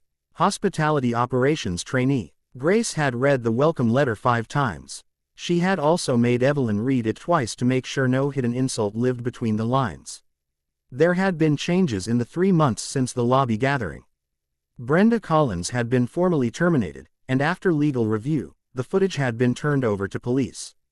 Grace had chosen not to follow every detail of that case. She did not need to watch Brenda suffer in order to heal. It was enough that the lie had not survived. Denise Arston never returned. Harold Pierce resigned after the independent investigation found a pattern of ignored complaints, mishandled reports, and retaliation disguised as scheduling needs. Several policies changed across Whitmore properties, but more importantly, people began testing whether the policies meant anything.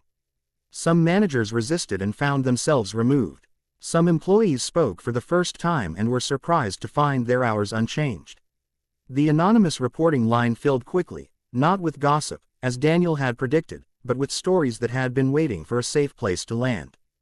Daniel Whitmore had not disappeared. Men like him rarely did. He remained on the board, quieter now, his influence damaged, but not gone. William did not mistake one public reckoning for permanent victory. He had learned that systems did not become just because someone powerful had one honest week.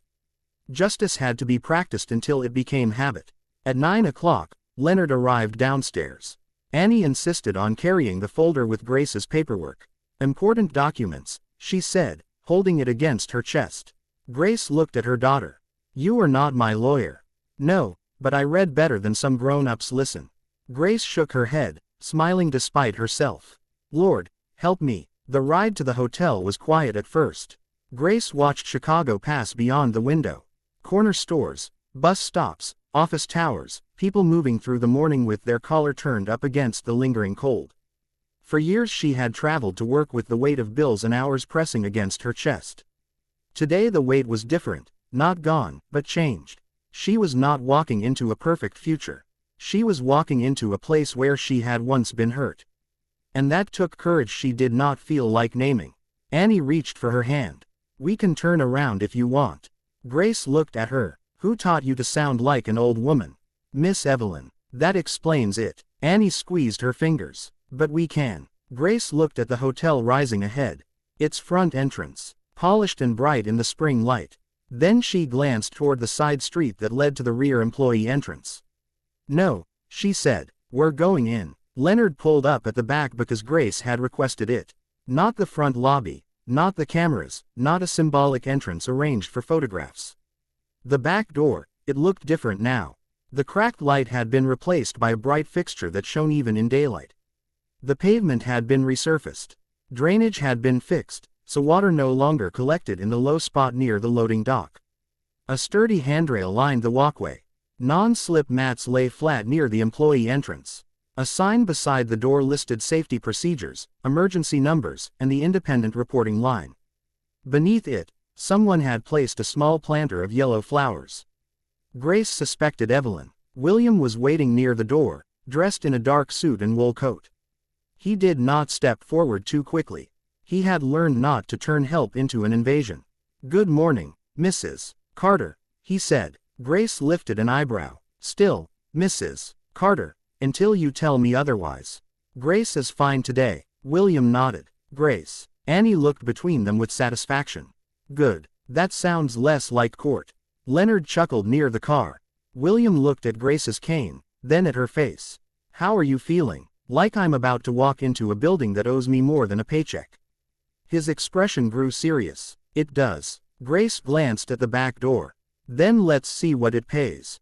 Inside the service corridor was brighter than she remembered. Fresh paint covered the walls. The old bulletin board had been replaced but not erased. Some notices remained: holiday schedules, staff meal information, union resources, safety rights, training opportunities. The time clock had been moved to a wider area so people did not crowd near the door. Small changes, practical changes. Grace trusted those more than speeches. Workers paused when they saw her. A laundry attendant smiled. A cook lifted a hand in greeting. Tasha came from the linen room and hugged her carefully. "Look at you," Tasha said. "Manage material." Grace laughed. "Don't start." Evelyn appeared at the end of the hall. Wearing her gray uniform and knitted hat, though the building was warm enough without it, her eyes traveled over Grace's suit, cane, and steady posture. "Well," Evelyn said, "took them long enough to recognize royalty." Grace rolled her eyes, but her throat tightened. "Please don't make me cry before orientation. Then don't stand there looking like answered prayer." William stepped aside, letting the women have the moment. Annie slipped her hand into Evelyn's, and together they walked behind Grace as she moved slowly down the corridor. Every step brought back something. The old fear of being late.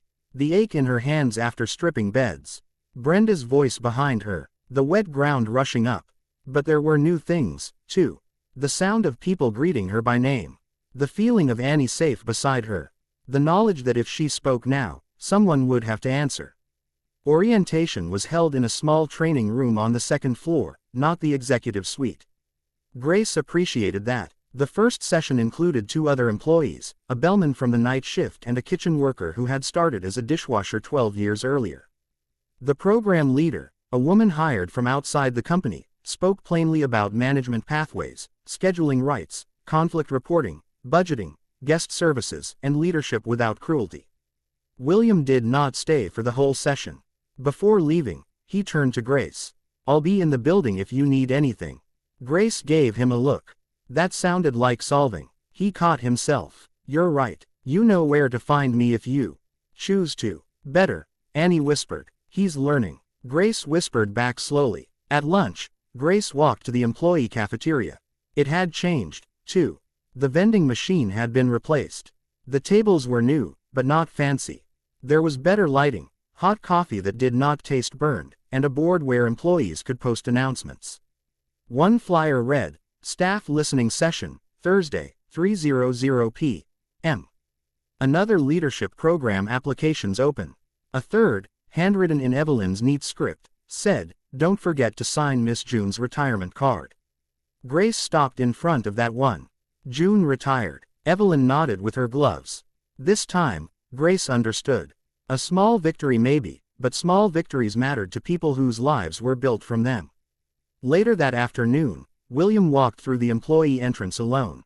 He had made it a habit every week, not as a performance, not with cameras, but because Evelyn had told him enough was what a man did when nobody clapped. He greeted the dishwasher by name, asked a maintenance worker about his daughter's college applications, stopped when a housekeeper told him the new supply system was better, but still short on weekends. He wrote it down, not on an assistant's list, but in his own small notebook. Grace saw him from the cafeteria doorway. He looked different there than he had the first night. Not less wealthy, not less powerful, but less distant from the ground. Annie saw him too and ran over with a folded piece of paper. "Mr. William." He crouched slightly. "Miss Annie, I made the last picture. The last one for now." She handed it to him. William unfolded it carefully. In the drawing, there was no rain. The hotel stood in the background with 2 doors front and back, both bright. Grace stood upright, cane in one hand, Annie holding the other. William stood beside them. Not in front. Not above, holding an umbrella that was closed because the sky was clear. Across the top in careful letters, Annie had written, "Everyone matters." William looked at it for a long time. Grace joined them slowly. "She worked on that all week. I can tell." Annie tilted her head. "Are you going to put it in your office?" "Yes, where you can see it." "Every day." Annie nodded. "Good. Grown-ups forget." William looked at Grace. "They do." Grace studied the drawing. Then the man holding it. "What happens now?" It was a simple question, but not a small one. William folded the paper with care. "Now we keep doing the work after people stop watching." Grace nodded. "That's the only part that counts for a moment." The 3 of them stood near the back entrance where winter rain had once turned concrete into a place of pain. Around them, employees came and went. A cart rolled by stacked with clean towels. Someone laughed near the break room. The new light above the door hummed softly, steady and bright. Grace looked down at Annie. Ready to go home. Annie glanced at William. This place is a little bit ours now, too, right? Grace followed her daughter's gaze to the hallway, to the workers, to the door that no longer looked forgotten. She thought of all the rooms she had cleaned, all the times she had entered quietly and left unseen. She thought of herself on the ground apologizing for being hurt. Then she thought of standing in the lobby and saying her own name. A little bit, Grace said, but only if they remember we were always supposed to belong. William heard the words and felt them settle deeper than praise ever could. That evening, after Grace and Annie left, he returned to his office at the corporate tower. He placed Annie's final drawing in a simple frame and set it not behind him where visitors would see it, but on the wall across from his desk, where he would have to face it every morning. Everyone matters. No slogan from a marketing team had ever been so demanding. Outside, Chicago moved into evening. Lights came on across the city.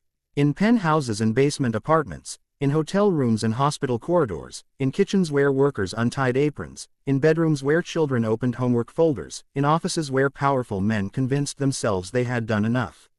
William Whitmore stood before the drawing and understood that enough was not a destination. It was a daily debt. He thought of Annie standing in the service lane with rain still clinging to her braids. He thought of Grace on the ground, saying she was sorry. He thought of all the people who had stood close enough to see pain and still waited for someone else to act. Power, he had once believed, meant distance. It meant higher floors, private elevators, closed doors, and the luxury of not hearing every cry from below. But he knew better now. Power meant hearing. Power meant turning around. Power meant walking to the back door after the rain had stopped, kneeling beside the person everyone else had stepped around, and understanding that dignity was not something the wealthy gave to the poor.